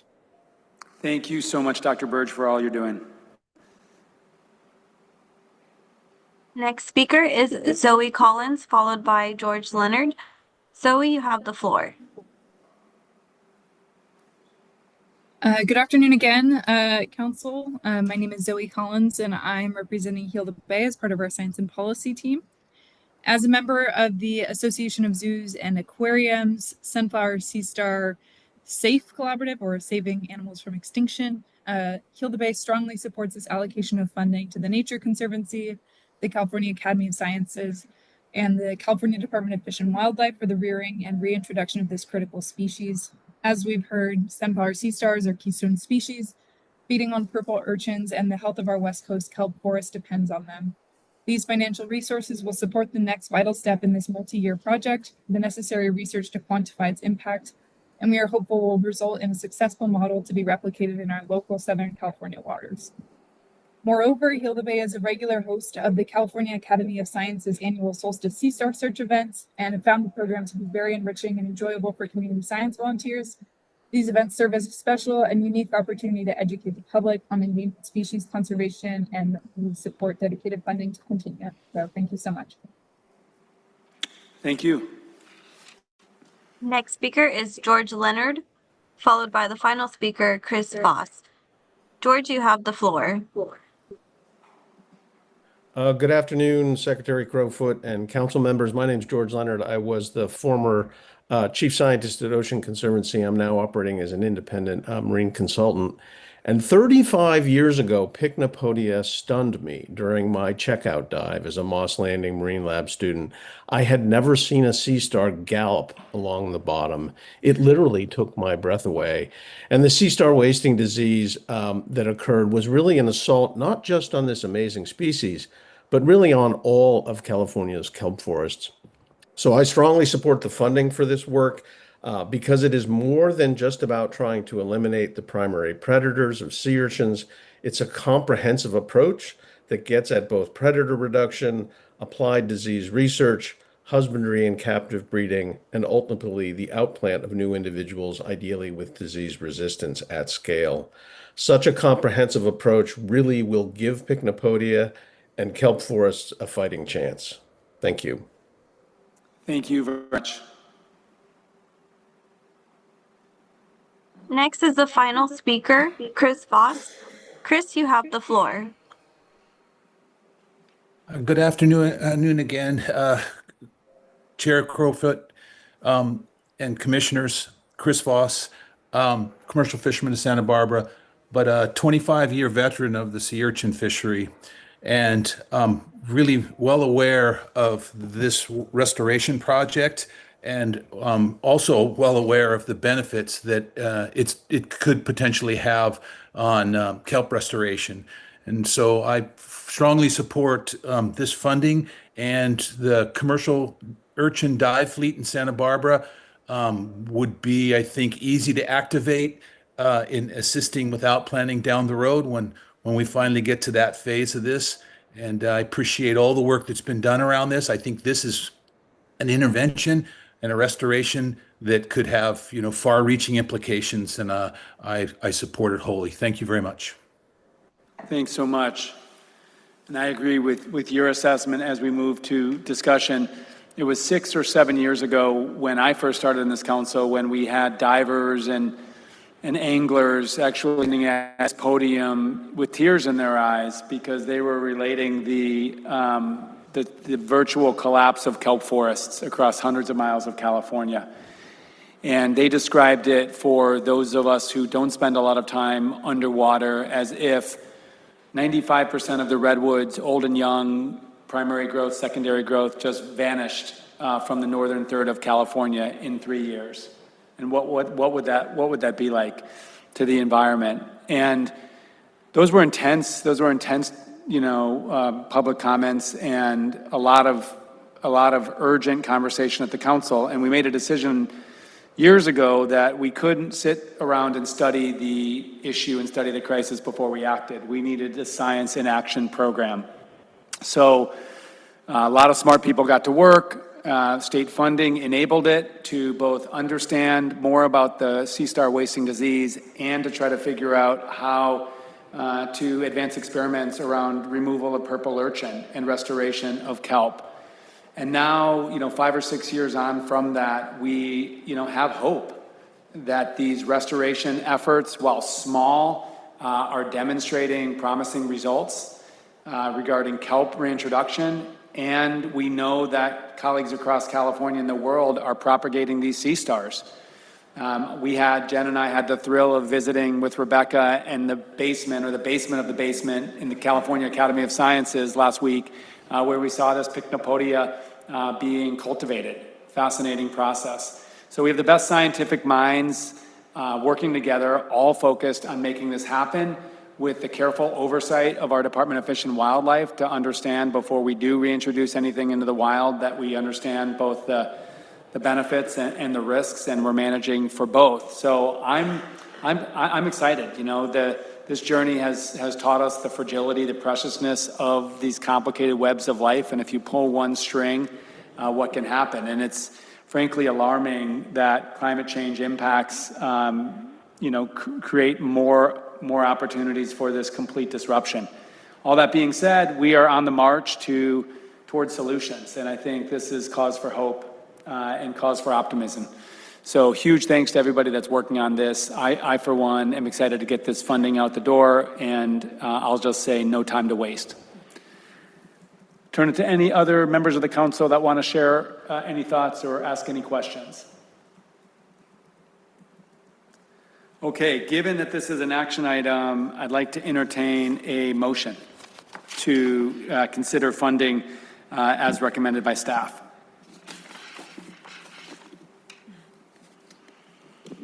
Make the motion. Thank you, Carl. Carl has made the motion. Is there a second? Second. Thank you, Katie. Let's call the roll. Chair Crowfoot, Yes. Carl Larson, Yes. Katie Landau, Yes. Alexis Jackson. Yes. The motion passes. Thank you so much, and keep up the great work.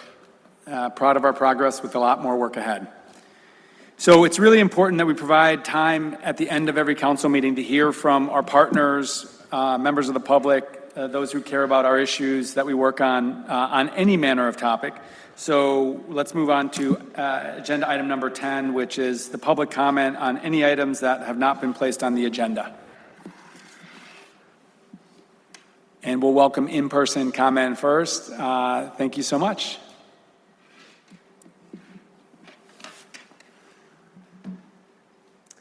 Before I start, may I have an extra minute? I know that might be a lot to ask. Yes, why don't you go ahead, and if I don't stop you, keep on talking. Okay. So good afternoon, Chair Crowfoot and members of the council. My name is Melissa Mahoney. I'm the executive director of the Monterey Bay Fisheries Trust. And I wanted to come here today in person. It's been many meetings that I've listened to, and I was able to come today. And I wanted to express some gratitude for your staff and also share how we at the Trust are working in our region to ensure a balance between protecting ocean resources while also supporting a thriving and resilient seafood economy in our region. So first off, I wanted to say a big thanks to Staff Officer Katie Sierry. Katie and I have spoken on many occasions over the past year, and she has provided some really great feedback on a project that we're hoping to bring forward called the Future of Blue. And this is a community-based effort to revitalize Monterey Bay's working waterfronts. We have 3 ports in our region to build a more thriving blue economy. And I really appreciate her guidance and just understanding this process. So thank you, Katie. And we are hopeful that this council may in time be receptive to considering funding for a project like this. It would live in your Goal 4 area. And you know, I know the general fund is not really happening this year. Katie and I have talked about the possibility that an RFP or some funding mechanism could come forward in the future that would support climate resilient fisheries projects like this and others along the coast. I also wanted to quickly thank leadership for the opportunity to engage in your strategic plan refresh process. The Trust did submit written comments, and I did attach those to my comment here, just in case anybody hadn't seen it.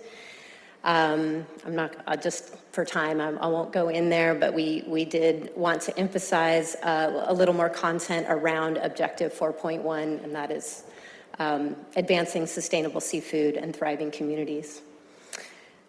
And as you know, we have done a lot of great things over the past 2 decades to rebuild our fish stocks and safeguard marine habitats through the MLPA process. We've done a lot of state and federal fisheries management reform to ensure that anything that comes across the docks in California is sustainable. But I want to share also that the economic comeback is a different story. And many fishermen and support businesses in the region where I live in Monterey Bay are hanging on by a thread right now. And I don't think I need to tell you all the reasons why. But simply there's just not enough infrastructure or access or government support for fishermen in the seafood industry to thrive. And at the same time, California is also home to the best fishery science in the world. We also have an untapped wealth of local knowledge, and you heard some of that knowledge today through Jack Likens and Chris Voss. These assets can really create a foundation for a new era where California comes back not only as the salad bowl of the world, but it comes back as a top seafood producer. And I know you all want that for us as well. We need to have food security in our state. So in closing, I just wanted to impress upon this council the power and influence that you have as a funding entity for ocean conservation and climate resilient fisheries work in California.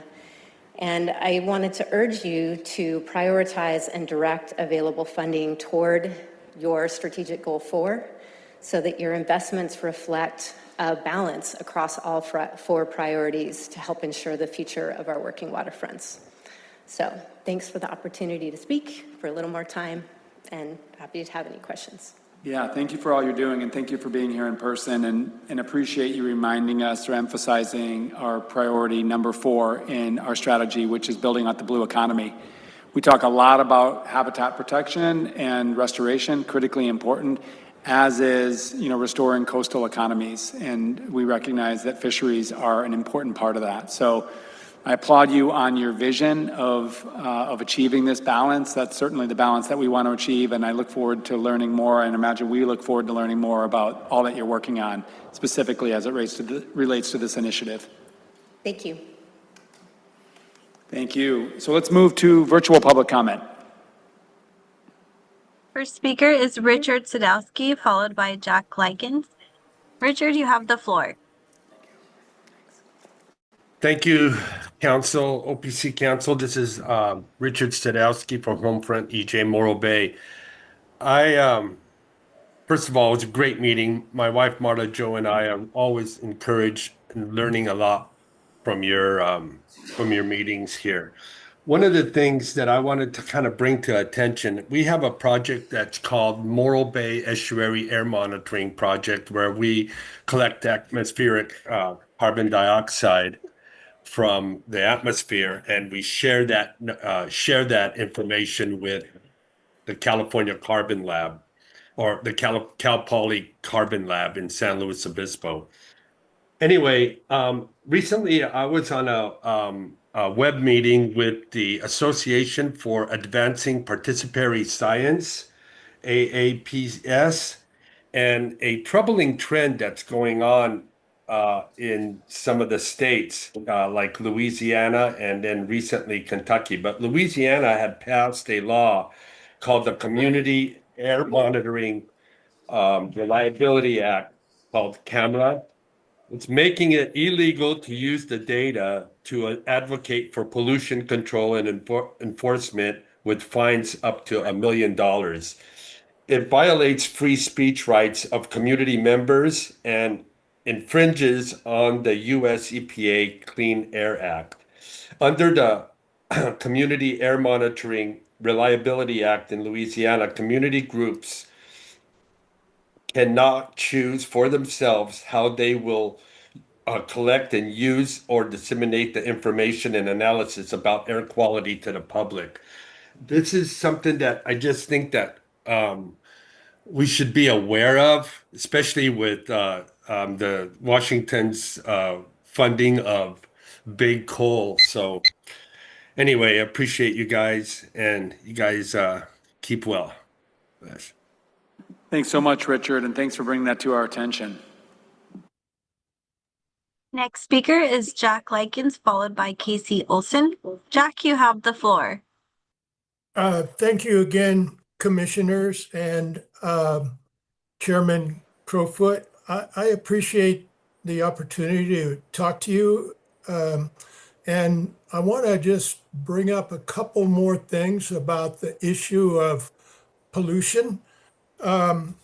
Again, I'm not representing any particular group. I'm just kind of representing people who generally care about the marine environment as much as I do.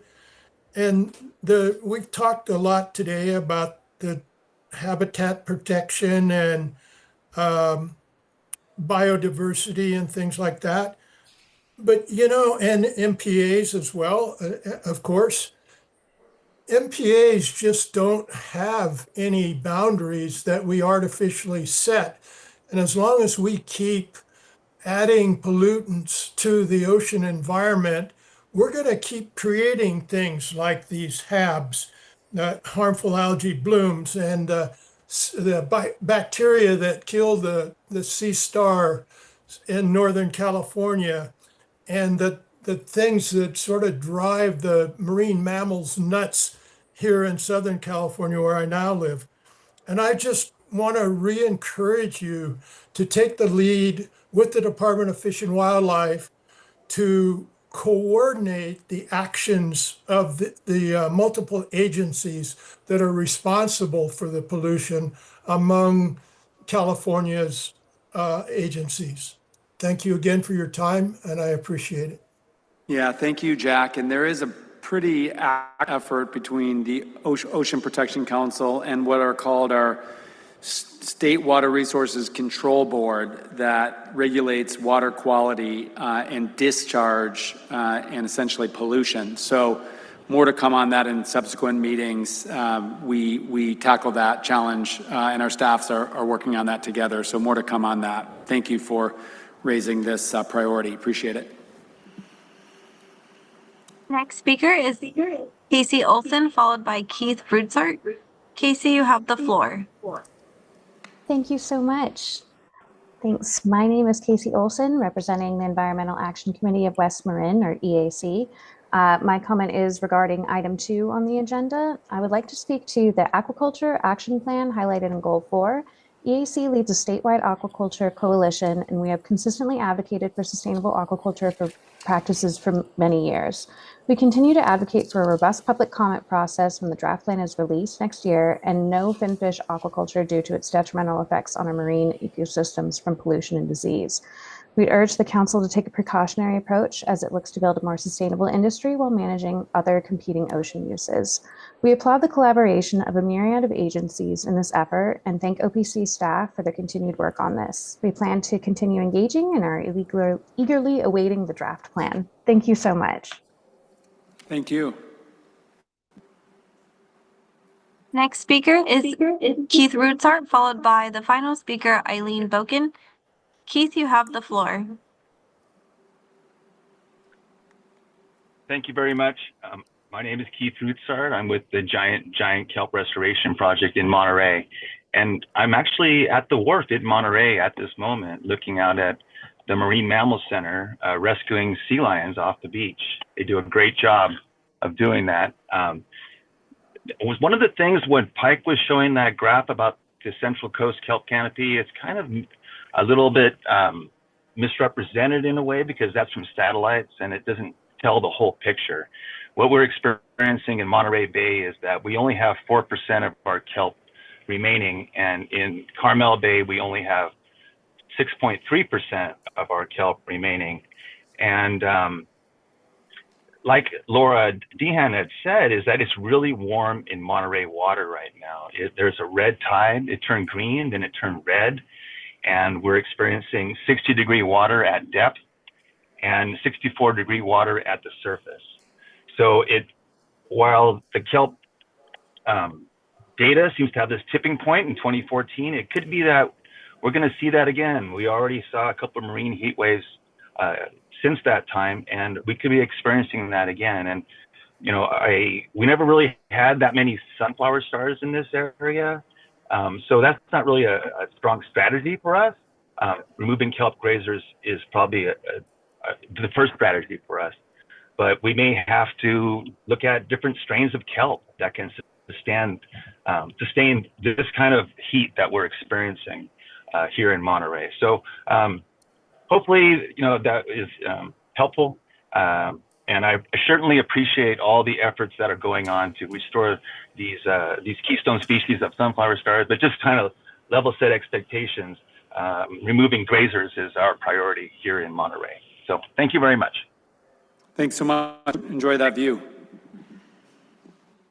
Our final speaker is Eileen Boken. Eileen, you have the floor. Eileen Boken, Coalition for San Francisco Neighborhoods, speaking on my own behalf. Following up on my written submission, the OPC Chair and Executive Director were copied on the supplemental EIR comments sent to the State Lands Commission for the renewal of sand mining area leases in San Francisco Bay. My written comments to the State Lands Commission refer to the OPC coastal mapping LIDAR data.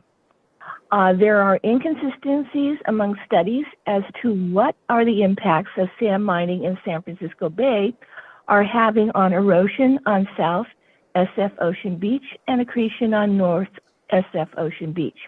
New subject. The State Water Resources Control Board has approved a grant for a pilot project on offshore desalination by Onika Technologies. Onika will be installing the offshore desal facility in Port Bragg on November 14th. Onika has accepted an invitation to speak in San Francisco on their product on either November 12th or November 13th. Secretary Crowfoot and OPC haven't been invited to attend. Other specifics were included in my written submission. Thank you. Thank you very much, Eileen. So that concludes public comment, and that brings us to our final agenda item of the day, which is item number 11, and that's simply for me to share the arrangements for the next meeting. Our next council meeting will take place in early December, Tuesday, December 9th, beginning at 1 p.m. right here in the auditorium. And as always, both Zoom and telephone participation are available. Welcome, Carl, to your first meeting, and thank you, and please thank the Lieutenant Governor for her continued focus on these issues. Catherine, wonderful to have you here from the legislature. Many thanks to all of the participants here today, and special thanks to the OPC staff. You are the folks that do the work, and let us sit up here and get to make these decisions and make the progress that we do. So I really think the strength of the Ocean Protection Council as California are you all. So big thanks for all that you do. And until next time, keep up the great work.